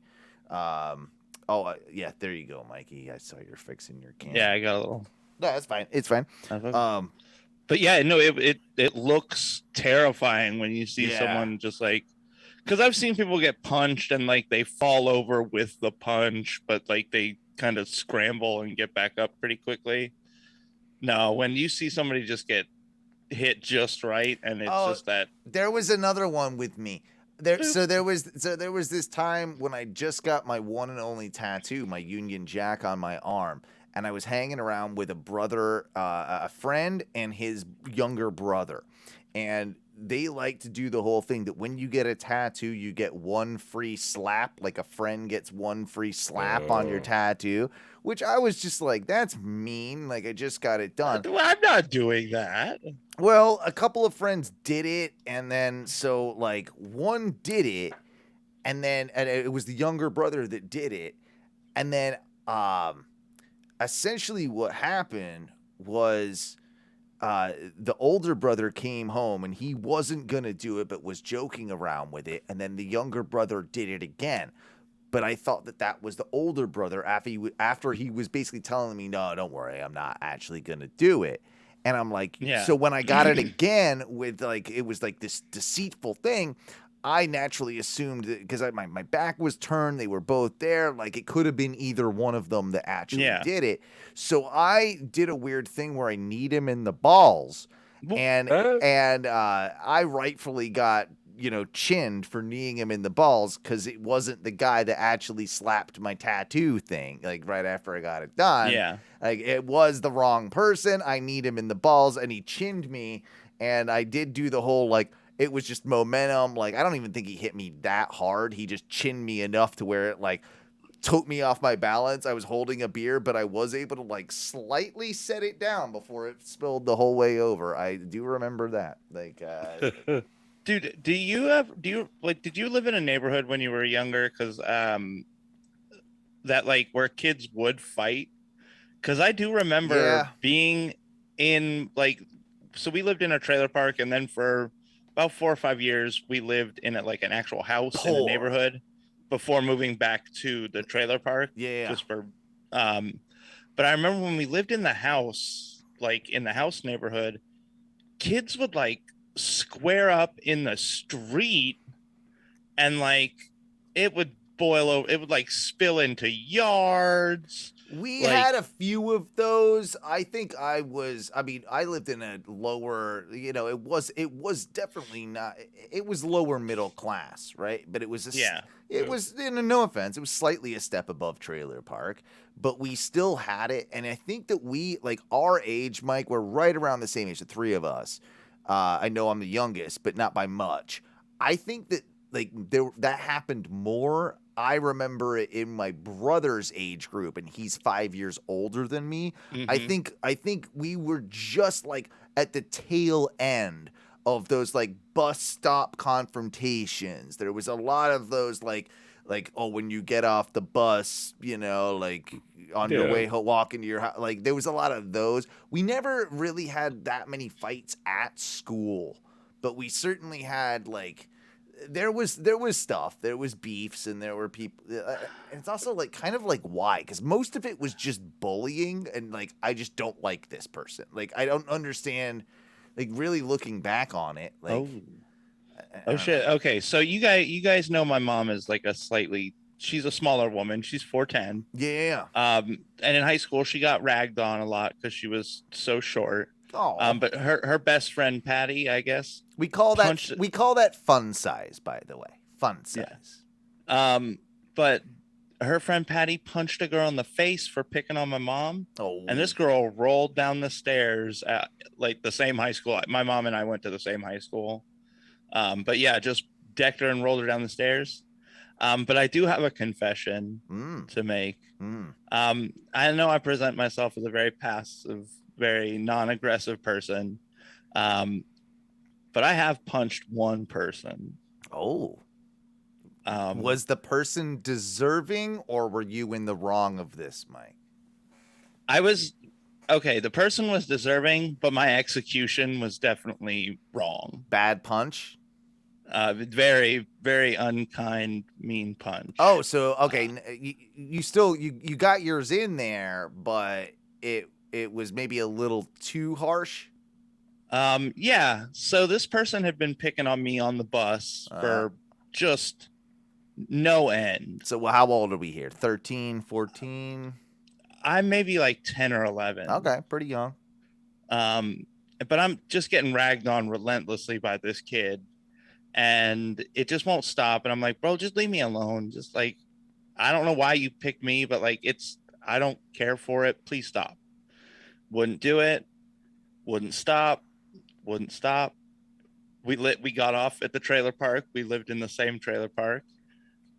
This kid got off ahead of me, and I waited a couple people back so I could have some space. Got a running start off the bus and just popped this guy in the back of the head. You Superman punched him from behind. Very deceitful, very sucker punchy. Oh, this is not good. Don't do sucker punching, man. Like that's a bitch. It is a bitch move. It's a bitch move. It is. But I sucker punched this kid like at the base of his head. Yeah. Okay. And he just fell flat, like face first. And I just ran. Like I didn't stop to like continue the fight.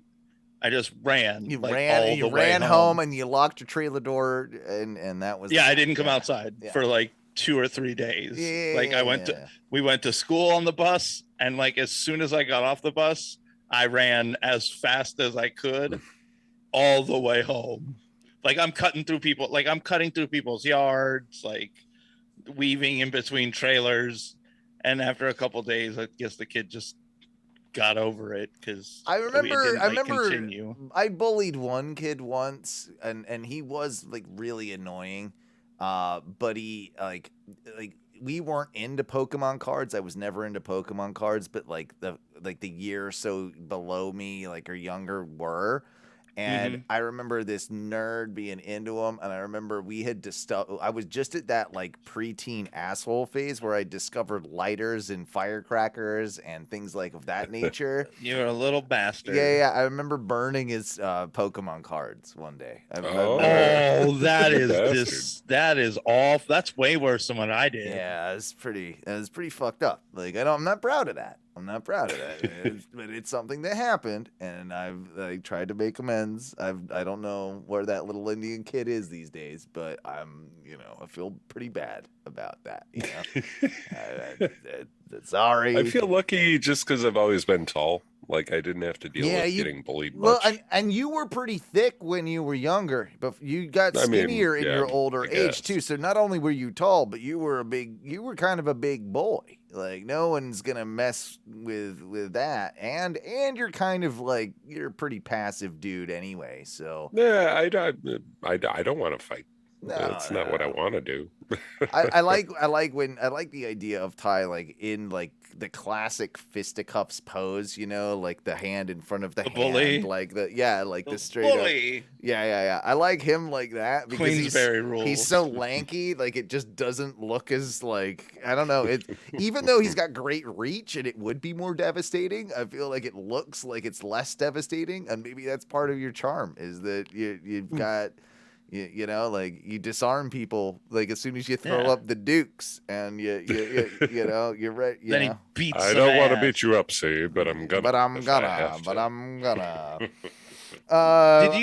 Did any of your friend groups go through a boxing phase?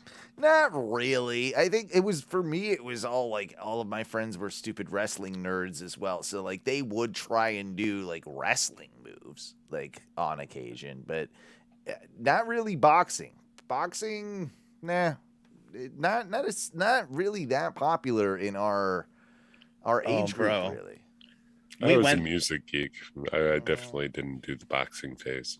We were a bunch of nerdy white kids, but we did definitely go through a boxing phase. Somebody brought, like, to the one house we all hung out at, brought a set of boxing gloves, and it spawned probably like 2 or 3 months of like drunken, like back patio boxing matches. Yeah.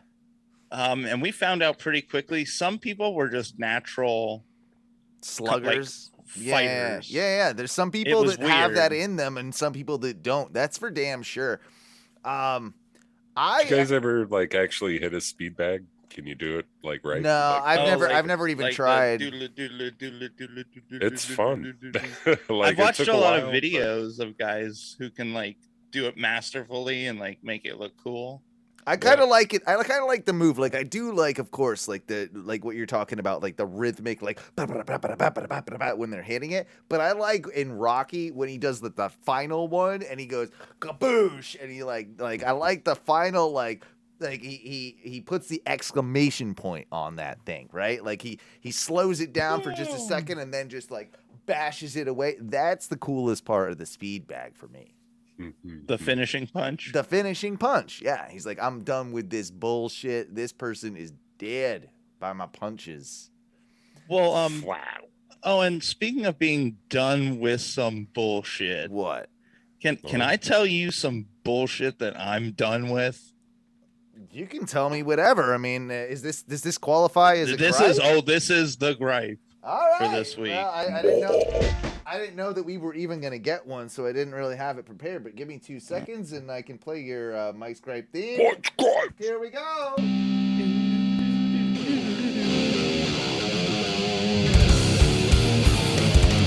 Mike's Gripes.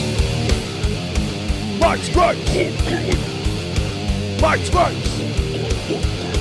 Mike's Gripes. Mike's Gripes. Mike's Gripes. So, Mike, what's really been grinding your craw this time?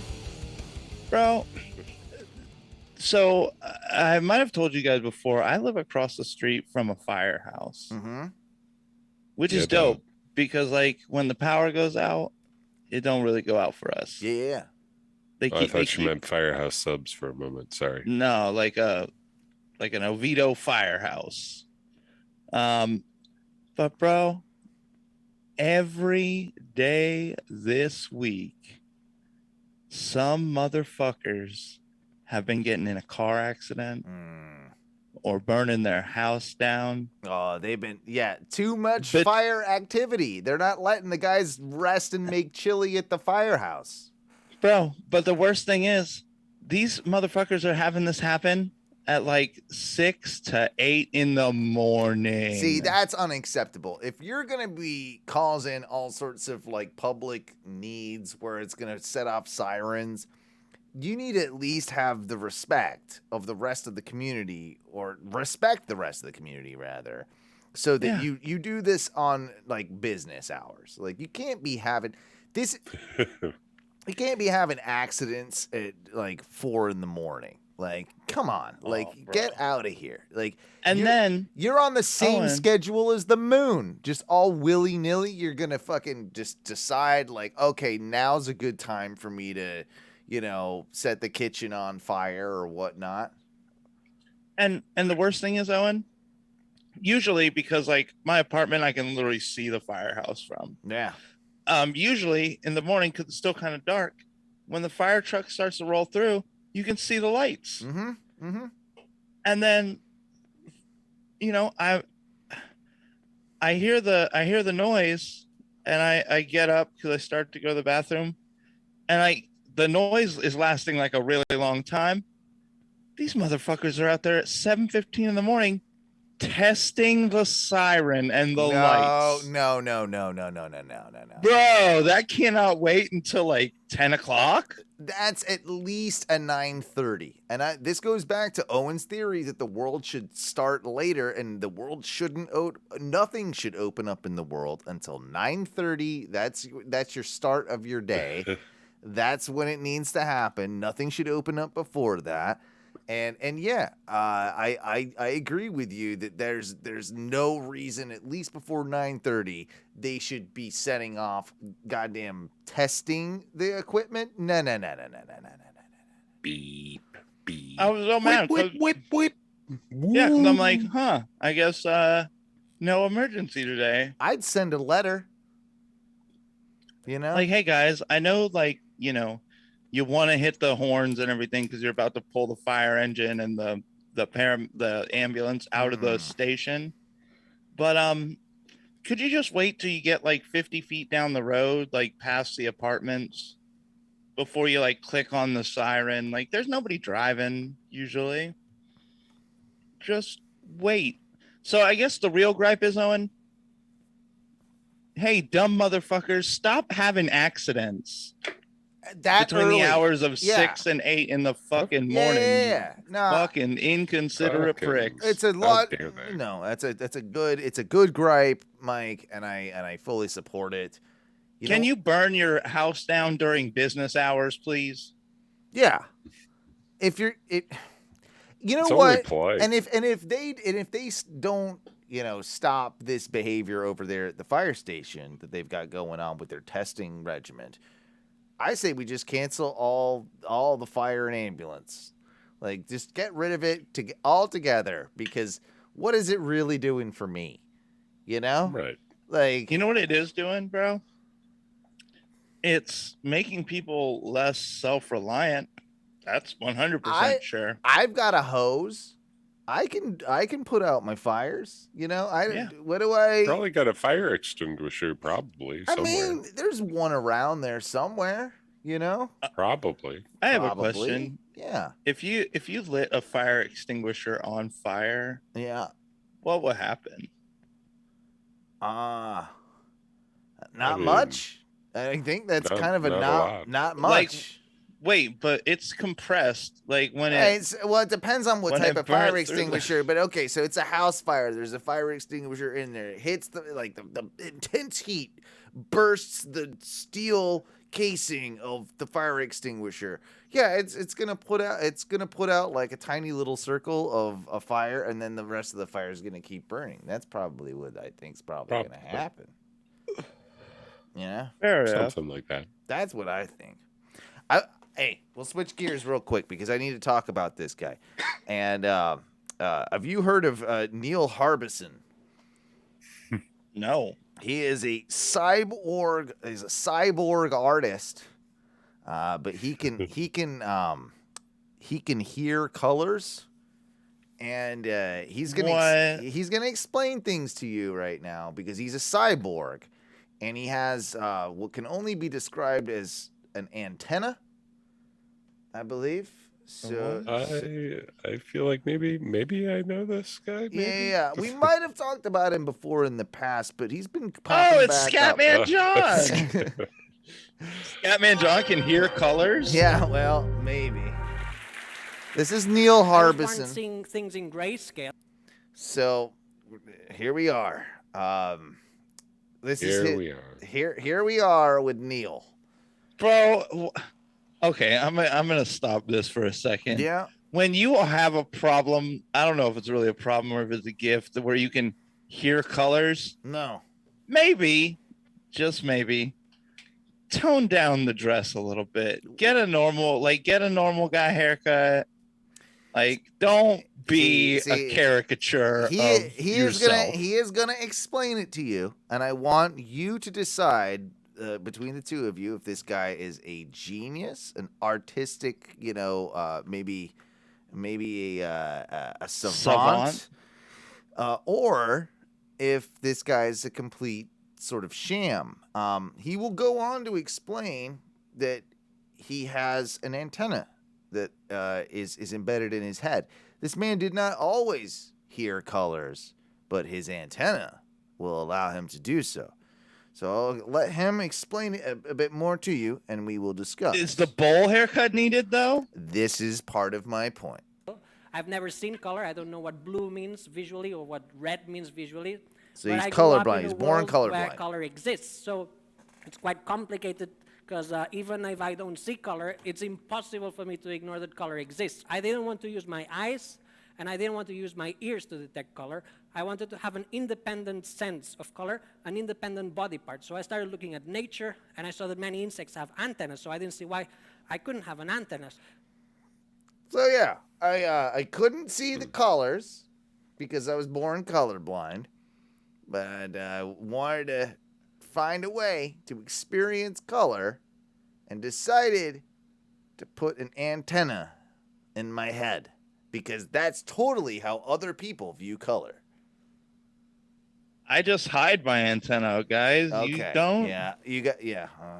Yeah. Having an antenna allows me to disconnect sight from color, disconnect my hearing as well, because it goes right into my head, so the sound goes in my skull. Took many prototypes until I had one And then the issue was finding a doctor that would implant the antenna. Bioethical committees don't really like this. So I gave lots of phone calls to doctors explaining the How do the you, project, whoa, and many hold said on, no. Owen. How do you sleep with an antenna? I don't know. You got to sleep on your back, I would think. No, right? bro, because I don't know where that antenna's lodged in his dome at. Well, you can't sleep on your stomach.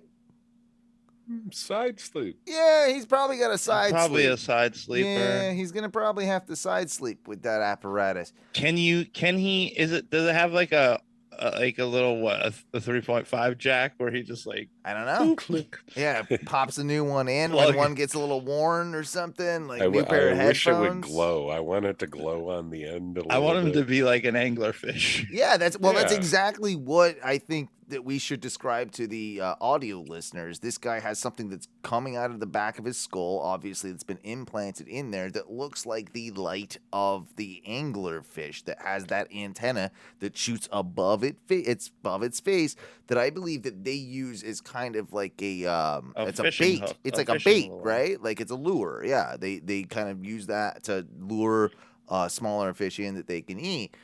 This guy has that going on with a terrible. It's not even a bowl cut. I can't even. I mean, it is a bowl cut, but it's very hard to describe.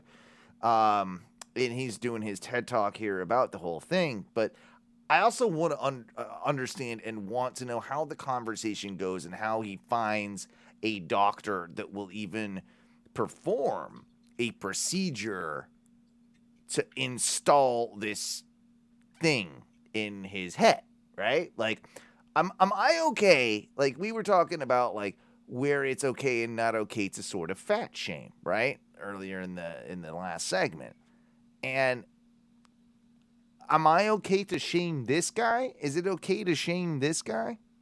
What if it actually works and he has some sort of weird different color sense? I don't like in my mind, if that could be a reality, it Well, could be kind of cool. He sort of hears color, like he says, and it goes like through this sort of like I think he's probably got like a light sensor on the end of the anglerfish thing, and then that gets picked up and gets translated into frequency vibrations that he feels sort of auditorily, but through a like bone like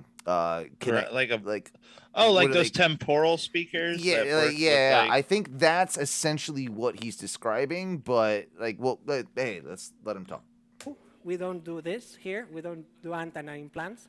So we did it underground. And then actually He did it underground, so he won't obviously say where he got this shit done. But this is some black market brain surgery. The fact that even exists, because to think about it, you have to get into like your spinal cortex and like that whole back piece of your brain that connects your fucking brain to your spine and all that, like to get into the where are you implanting this?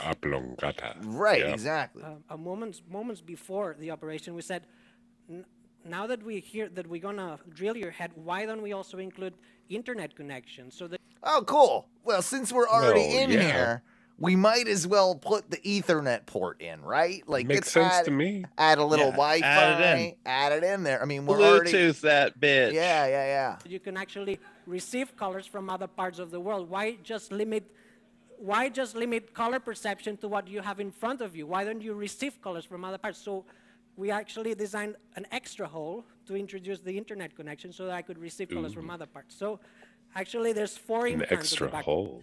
So he says there's 4 implants in the back of his head, is what I think he just said there. Is he trying to sell this? I don't know. Maybe. So that I could receive colors from other parts. So actually there's 4 implants at the back of my head, and 2 for the antenna, 1 for the color vibration, and 1 for the internet connection. Now the antenna and my head took like 2 to 3 months to actually unite, and also I had to get used to the new height because I'm officially taller now because that's part of my body. So he claims that he's taller now because the antenna that sticks above his head makes him taller. That's part of his body.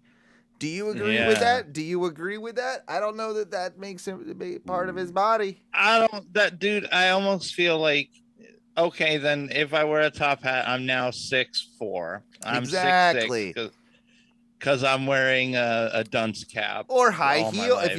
if you're a woman or man wearing high heels or like platform shoes, does that make you legitimately that much, like that's tall? Only if it's grafted to your body. Yeah, I guess if it was like a horse with like horseshoes, like is the horse technically like because it's technically stabbed into them, right? Like Yeah, so and is we the don't horse count like bigger now. But that's the thing. You don't count people with like, oh, I have a foot tall mohawk. I'm 7 foot now. Right. Put me in the Guinness. Yeah, I don't know if I buy that. Like it's your feet to your head. That's your height. Bro, you had to get used to it because now you have a fucking antenna on top of your head. You didn't have to get used to it because like, oh, I am taller now. You had to get used to it because you grafted something onto your skull. Pretty much. I'm officially. And he sounds now. pretentious about it. He does. I mean, he would, if he's not pretentious about it, he wouldn't have this stupid haircut and this stupid tie and bow tie and stupid jacket and everything that's going on with the presentation of him. He looks like he's going to a southern brunch. My brain has changed because the union between the software and my brain has been going on for over a decade now. So the brain works differently. So he's had this shit for 10 years. It's created a new sense for color, which is this vibration. So the vibration in my skull is the sense, and the inner sound is what allows me to differentiate the different colors through sound. So the internet connection that I have allows me to connect with other people around the world. So now there's 5 people, one in each continent, that can send colors to my head, and then I suddenly sense that I'm somewhere. So they can send colors to his head. Somewhere else. So this feeling of this connection between body and senses is something that I really like to explore, because now my senses don't need to be where my body is. So I can actually feel colors that are way, way far away from here. But what I find even more exciting is connecting my head to satellites. And this is what I started doing. All right. Connecting my head to satellites. What? Gonna just, do that. Gonna connect my head to some satellites. Last year, so sounds fun. I connected my head to NASA's space station, and then I was able to sense the colors from space. So there you go. I just wanted to play you that. There's a lot more of this guy that is out there. It is. It's a what bizarre... the fuck are space colors? Space colors, bro. Well, you've heard about space smells, right? Too. You know what space smells like? Shit. Apparently, space smells like steak up there. Oh, really? Yeah, that's what they say. How would they know, though, bro? There's no point in which humans have smelt space because it's a you can't. It is a vacuum. You can't. But what do astronauts that. say, like they got a whiff of the space, they smell the space and they're up there, like they got a tiny whiff, and they say it smells like steaks. You know what? Those astronauts are liars. You think that's so? Those NASA engineers being like, listen, we'll just give them a little steak smell in their air filter. It'll be great. They'll love it. They'll be like spaces. Yeah, because there's literally no way to get your nose to smell space. Oh, I There's think you're no wrong. way. No, I think you're wrong.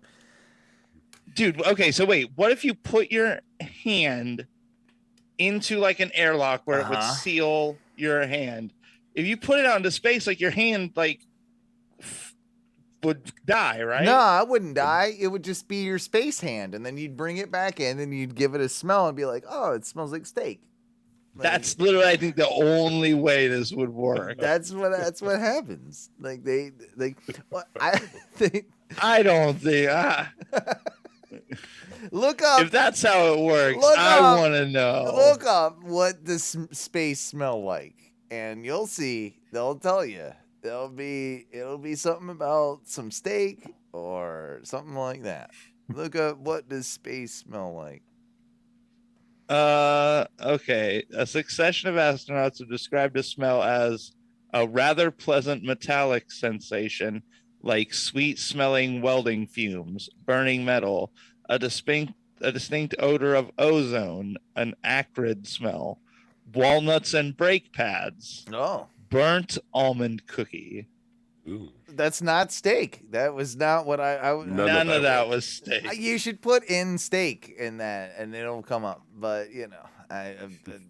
I cooked some steaks. I had a really good steak night, and Yeah, you sent us those pictures. Those are some big those some big ribeyes, man. Go with the ribeye. It was two big ribeyes. It was 20-something bucks. Best cut. Yeah. Oh, we nailed it. Like, did a lot of good sides. Had a really enjoyable meal, and yeah, I think I'm gonna start doing a weekly. I want a weekly steak. I think at least a bi-weekly. What? But I want, if it's not weekly, I will settle for bi-weekly.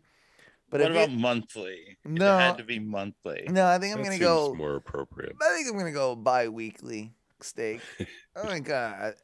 Okay, why limit it to bi-weekly? Why not just say, like, I want to have steak at least 2-3 times a month? That's kind of what I'm saying. I'm just monetarily they are expensive, so I feel like twice a month maybe, like, that's a good steak ratio. What's your steak ratio? Like a really nice steak. See, mine's off because there are days where somebody messes up a steak, so I eat a steak at work. Yeah, you get that little, that's the bonus of working in a steak kitchen there. Yeah. Yeah, every now and then some server messes up an order and, like, this was supposed to be medium rare, not medium, or something, like one of them. And we are the worst because we'll pull that thing where, like, they bring it back and, like, oh, the guest said they didn't want it.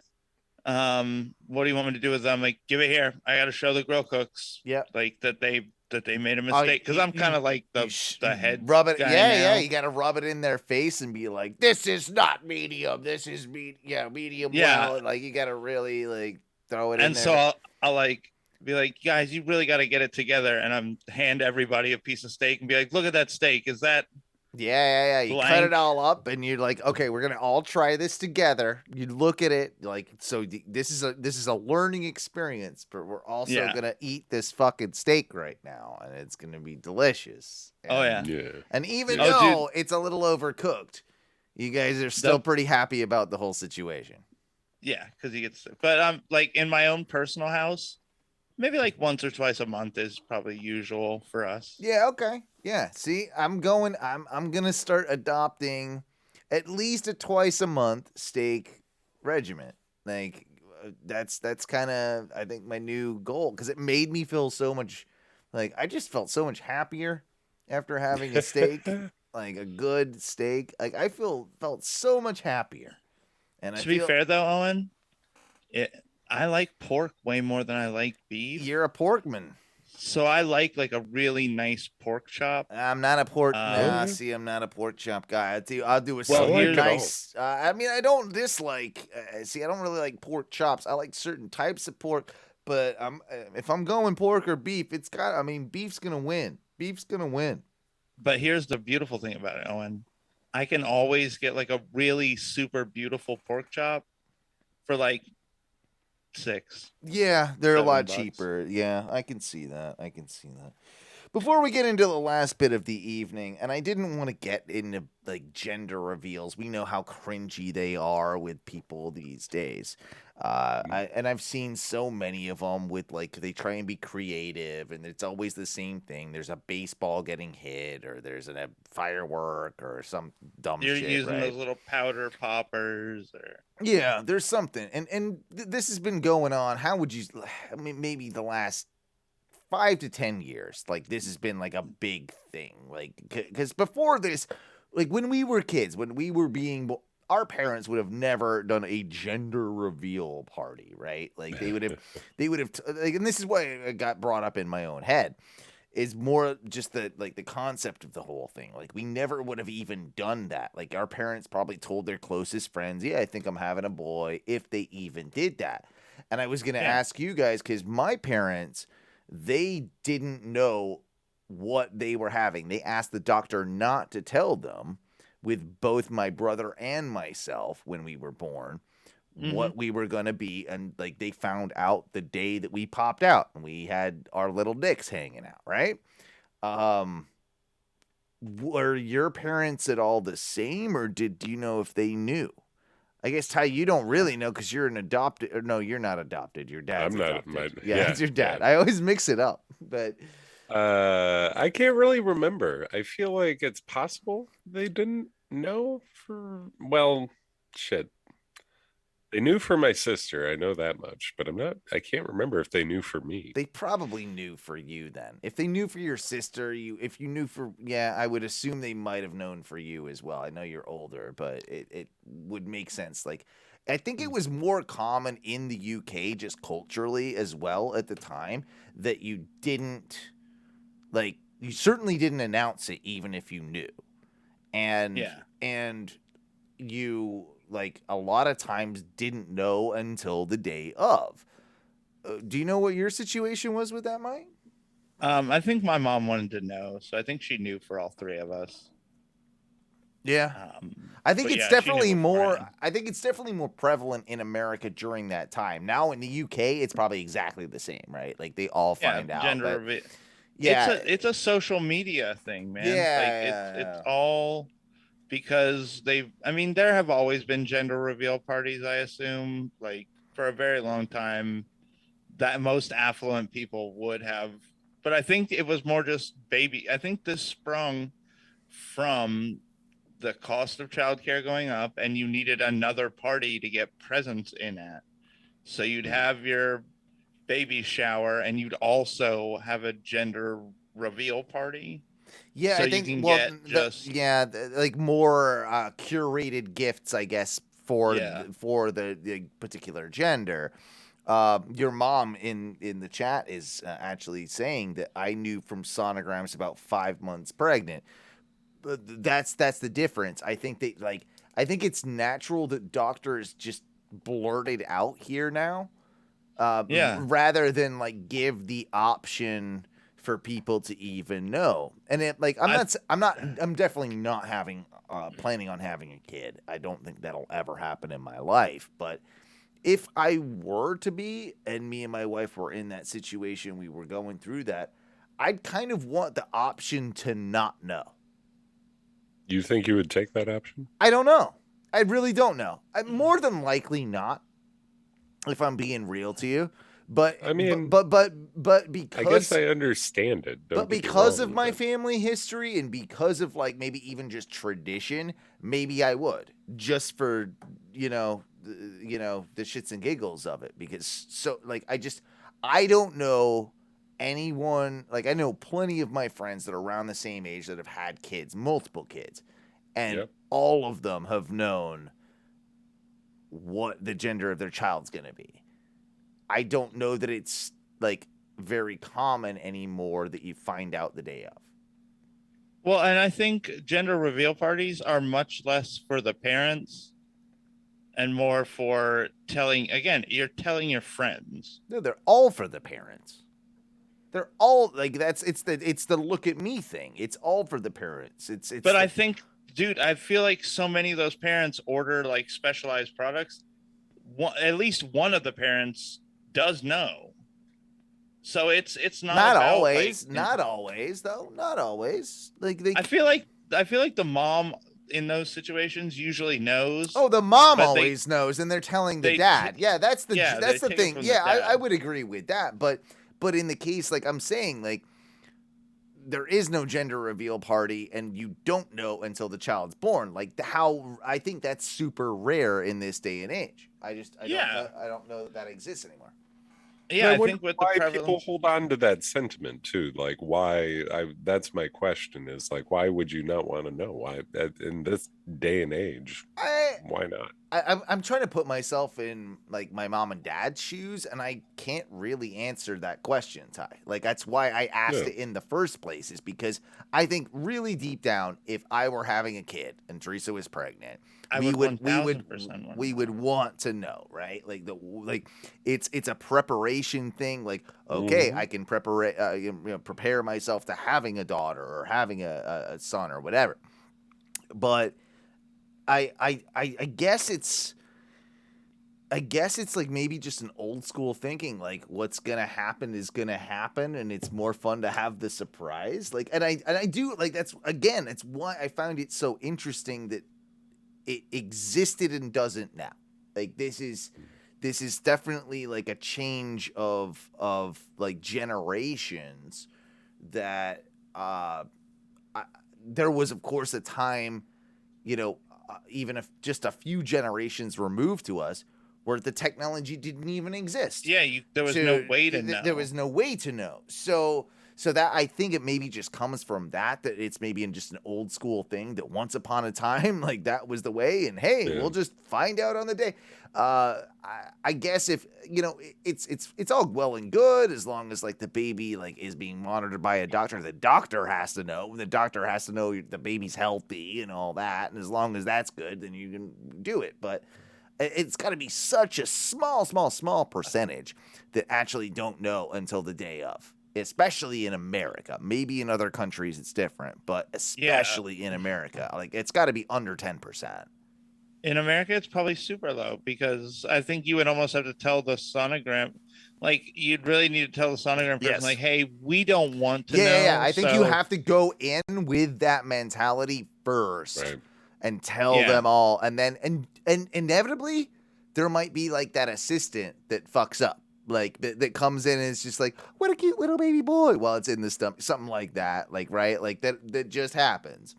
I feel like it would almost be like when you go to set your sonogram up, if they ask you like, hey bro, do you want to know or do you not want to know, so that we can prep the staff so there's no it has to, but you have to do that like nurse. You would have to do that, and you would have to almost do that for like every single checkup. Like, because you'd have to, hey, remember, guys, they're the weirdos. They don't want to know until blah, blah, blah, right? Like, but I don't know. I know my mom didn't for either me or my brother, and that also must have been kind of scary, too. My mom and my dad had, like, names sort of picked out for the both of us, but my mom always said with both of us, she'll know the name of the child when it's in her arms. And she didn't have for my brother, for instance, my brother is named Rhys, R-H-Y-S, traditional Welsh name, as is Owen. But Rhys is also a ginger, and he came out with bright ginger hair. And for some reason, my mom looked at this ginger baby and said, that's a Rhys. Rhys actually does fit a ginger kid. Like, I can't knock her for saying that. I don't know. I understand where that comes from. You know what else fits a ginger kid, Owen? And I was an Owen. You know what else fits a ginger kid? Usually like an industrial blender. Oh, yeah. No ginger kids. No more ginger kids. Do you know what I was going to be named if I was a woman? Or if I was as a female, born as a female? Owena. I think it was Gwynette or something like that. Gwynette? Gwynnier, like it was something Gwynette? like that. I think they used to. I'll have to ask my mom, see if she remembers. But yeah, I know that my grandma really was pushing to name me Mickey after the mouse. Yeah. I almost was a Mickey until my mom, who played Mickey Mouse, was like, fuck no. No way. No, we're not going down that road. No, we shouldn't do that. You know what we should do, though, is finish up this show. And we're going to do this with a little bit of a casting couch. Guys, it's one of our favorite segments. Sexy casting couch. Yeah. Let me throw on some awards type music here. Bend over and spread them. So the casting couch is one of these segments that we do from week to week where yeah, we recast old movies with new actors, that type of thing. We've done a lot of different variations of this gimmick and of this segment. But this was actually suggested to us by our good buddy Benny. And he sent me a message, and he's like, I got an idea for how you could do an sort of alternate universe casting couch. And I liked it, so I'm going to run with it for tonight's one, and we'll see how it goes. You see, usually in the past, we might have taken, say, an animated series and recast it with a real person, right? An actor in Hollywood to play, say, Peter Griffin from Family Guy or Homer Simpson from The Simpsons. And instead, what he suggested is that we take a look at it and go the opposite way.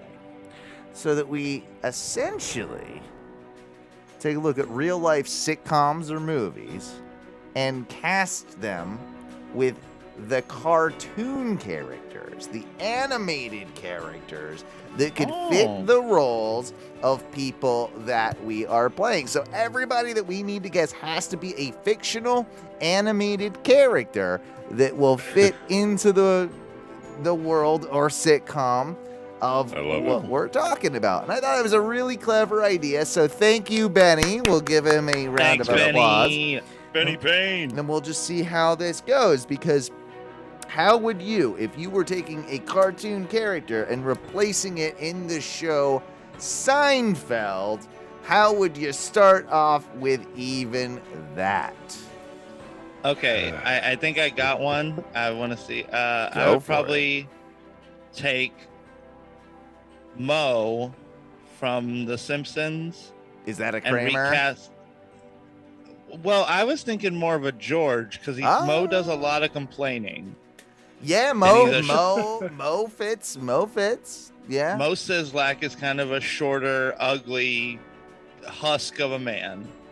I don't mind that. That's not too terrible. I like where we're starting with this.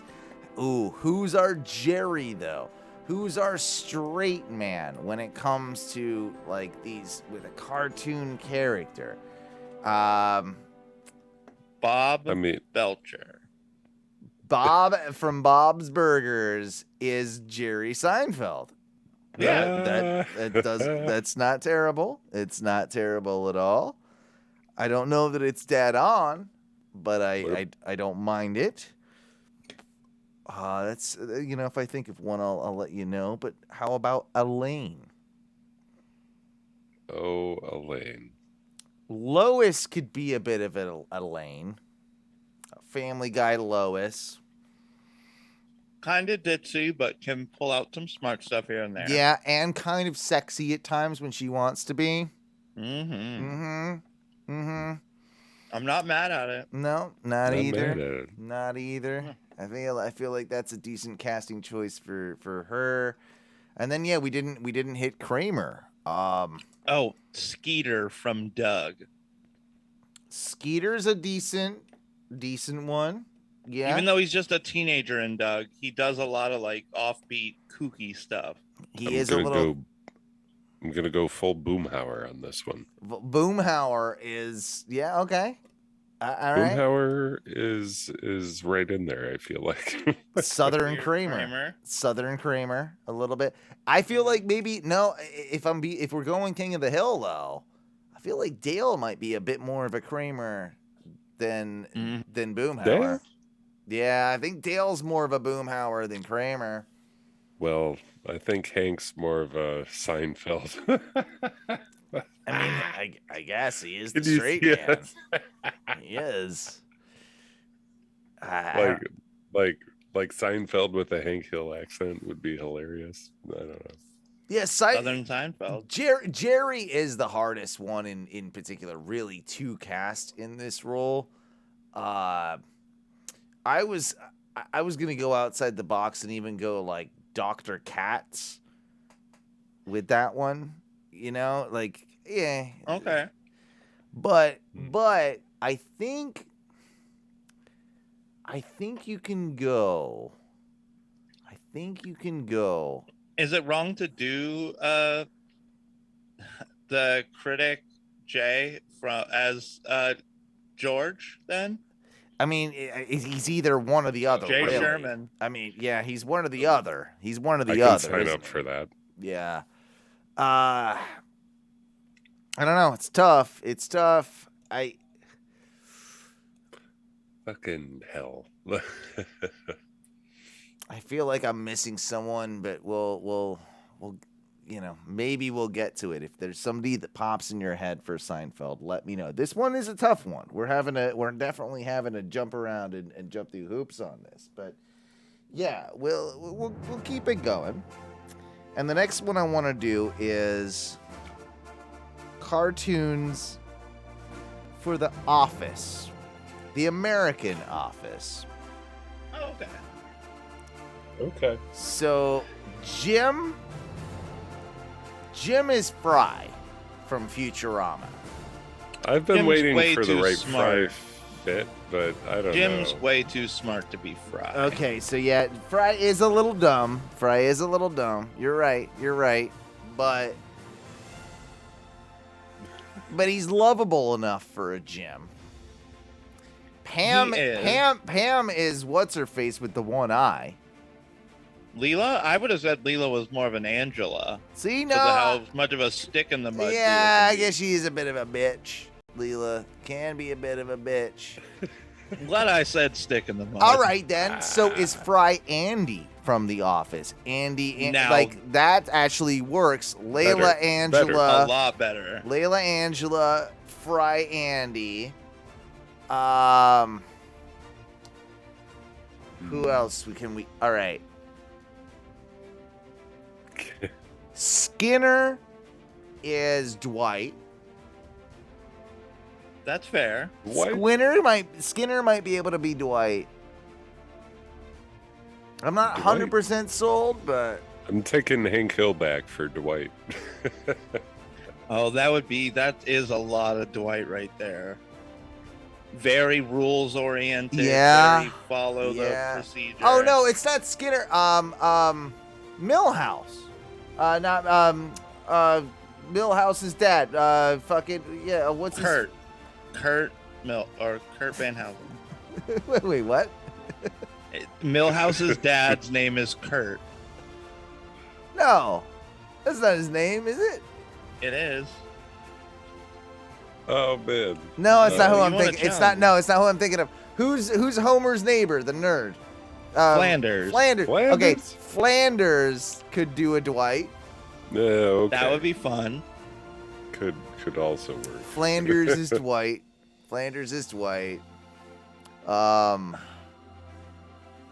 Okay, hold on. You know who else I could see as a Pam? Wilma Flintstone. All right. She's a lovable kind of homey, you know. Yeah. I don't mind And that. Betty Rubble could be Karen Filippelli. Because I always thought Betty was way hotter than Wilma. Yeah, you were. I was into both of those. Yeah, you're a Betty guy. You're a Betty guy. Who are you casting Betty as?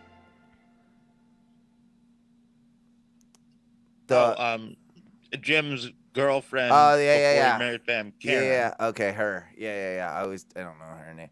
So who's Michael? Played by Rashida Jones. Who's Michael Scott? That's the real big Oh. one. That's tough. That is tough.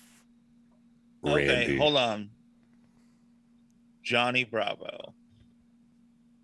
No. Kind of oblivious, kind of all about himself. It's not far off. Just too muscular. Randy Marsh. Oh, I'm telling you. Randy could do Randy Marsh. You know, that's actually not a terrible one. Randy I like that. That's it. No, I think you nailed it, Ty. I think you got that one. I'm happy with that one. He gets the haircut, but he still grows weed when he goes home. I know there's a lot of other characters you can do with The Office, but like those are some of the primaries, and I think that, you know, I'm pretty happy with that. I'm pretty happy with that casting. I'm pretty happy with it. That's definitely. Oh no, that's not the one. No, let's definitely move on though. And this one's one of our favorites that we love to come back to. But married with children. Okay. So you gotta cast Al and Peggy first. Al and Peggy. I think you straight up go Marge with Peg. Well, Nah, but Peg was super sexy. I want to use Lois Griffin. Lois for could probably Peggy. do it too. Yeah. Lois with an updo, getting all. At the same time, though, Layla kind of sexy even with that one eye. She got her titties popping out of there. She might be able to throw her hat in the ring for this. That's true. I'm going Layla on this one. Man. Okay, but who do we use for Al? Al, I mean, the obvious is Homer, but Homer's probably a little too dumb. Too aloof, yeah. Too aloof. I think that you might have had a good shout earlier with Bob from Bob's Burgers, as he might be able to pull off an Al. I do like Bob because he's a little defeated sometimes. Mm-hmm. He loves Still his family, loves but his he family, hates loves his family. Yeah, loves and hates him at the same time. I think that's probably it. I think that's where we go with him. I really like that, actually. Yeah. And then we got Kelly and Bud. Yes, Bud. Kelly and Bud. And then we got the neighbors if we really want to get that deep. But Kelly and Bud. Bud is the Family Guy kid. Chris. Kind of, right? Yeah. Kind of. And I think we could okay. Who's the robot chicken character? I could see Bud as on Robot Chicken for some reason. I don't know. Well, it's the same. Well, because it's the same voice. It's Seth Green, isn't it? He does the voice, and he's the main guy on Robot Chicken. That's probably why you're thinking of that. Weird. Mm-hmm. Yeah. Let's see. As Kelly. Yeah. Kelly. Hot lady. Oh, she is Nancy Gribble, Dale's wife. That's not terrible. That's hot not to terrible. Trot, Yeah. A little loose slutty. on the moral side. Yeah. I don't mind that. That's a good one. You know who else you could use for Bud? Brian the dog. Brian could, I guess Brian the dog could probably be Bud. He's cool, you know? Yeah. As the neighbor, I feel like you could do Randy Marsh again. I feel like you could bring and Sharon. And Sharon. But no. You would do the other ones. You would do Kyle's parents. You would do Gerald and Sheila. Yep, Gerald and Sheila. Those would be the perfect bitchy neighbors. Yep. I think that works. All right, I'm pretty satisfied with satisfied with that one. Last also, one. Rick from Rick and Morty could be Bud. I don't know why that just. Well, because he is crazy for sure. This one is specifically for you. I picked this one for you, Ty, and there's really there's 3 characters in my head that you need to cast, but there's 2 main ones. Ladies and gentlemen, if you were to animate this, how would you do it? It's the X-Files. Fucking X-Files? X-Files. How are you gonna? Who's your Mulder? Who's your Scully? And who's your Smoking Man? Because those are the 3 that I think of that you need. You need Smoking Man. Number 1 is actually the best part of the show. And then you need Mulder and Scully. It's a tough one. So you got to recast David Duchovny. And hold on. I can say her name. Dana. No. Gillian Anderson. No, that's Gillian the one. Anderson. Gillian Anderson. Yeah, you gotta cast Gillian Redhead Fox. Oh, She's so she is so pretty, and she's Yeah, like she's I'm even looking at good-looking like girl. updated pictures of her now. She's old, but she's still pretty. Still very. She's definitely a 1. I already got it. Principal Skinner and Vice Principal the other chick. What was her name? The vice principal, because they were banging in The Simpsons for a while. It was Principal Skinner and the Mrs. Krabappel. Yep, those two. That's your Mulder and Scully. And your smoking man is Lawnskeeper Willie. Groundskeeper Willie. That's I'm that's the mine. smoking man. That's mine. Yeah, I'm the smoking man. Yeah. That's the full Simpsons take. That's my full Simpsons mode. But, feel free to shout out at it. Wait, is that your Apatow moment? You went just full Simpsons? Yeah, I did. Okay. Exactly. I think it's a good one. It's a good shout. I think you kind of nailed it. I think you did a really especially solid job Mulder and Scully. I mean, it's good. It's fucking good. Yeah. You guys are just can't bowing out. Can't beat that. Can't beat that. Okay, so I got a better one. I got a better one. He's got a better one. I'm gonna go full Scooby Doo and say that Mulder is Shaggy and Scully is Daphne. I don't mind that. I got a boner already. Yeah. Shaggy's gonna finally hook up with the hot chick. And Smoking Man, oddly enough, Old Man Jenkins. Old Man Jenkins. It all fits. He fits. That's my cast. Yeah, that's actually pretty damn good. Can't even argue with that one. Not even gonna be mad. Old Man Jenkins. Well, we thank our good buddy Benny for suggesting us do that, and we'll revisit that. We'll revisit it from time to time, where we take a look. I don't know what to call it. We'll call it the Benny Alternate Universe, casting couch, and we'll take a look at it as through the other lens when we're trying to put the cartoon with the person. So it is definitely different. I like it. I like it a lot, and I think that was a lot of fun. So we'll definitely do that again. Can I ask you a question before we close up here? Sure. Have you heard about this new Nicolas Cage movie? Is it 15 hours long? Is this the one where he's Dracula? Well, no, that's coming up too. Yeah, I know he's Dracula. But the unbearable weight. The unbearable weight of massive talent, where Nick Cage plays Nick Cage. Yeah. Is this the gimmick? Is this a being John Malkovich type scenario? I don't know, man. It's fucking my brain up. It's either going to be... I don't know. This is either going to really piss me off or I'm going to love it. I know... Dude, have you guys been keeping up with, recent Nick Cage movies? All the weird shit that he's pumping them out. Not really. I can't see as I have. I'm not gonna lie. There's been some wild... Dude, even, just Pig. Pig was pretty huge. Did you watch that? That was actually fucking glorious if you haven't watched it. Pig is awesome. To be fair, the guy has put out a movie just about... every 4 months, year, more than one.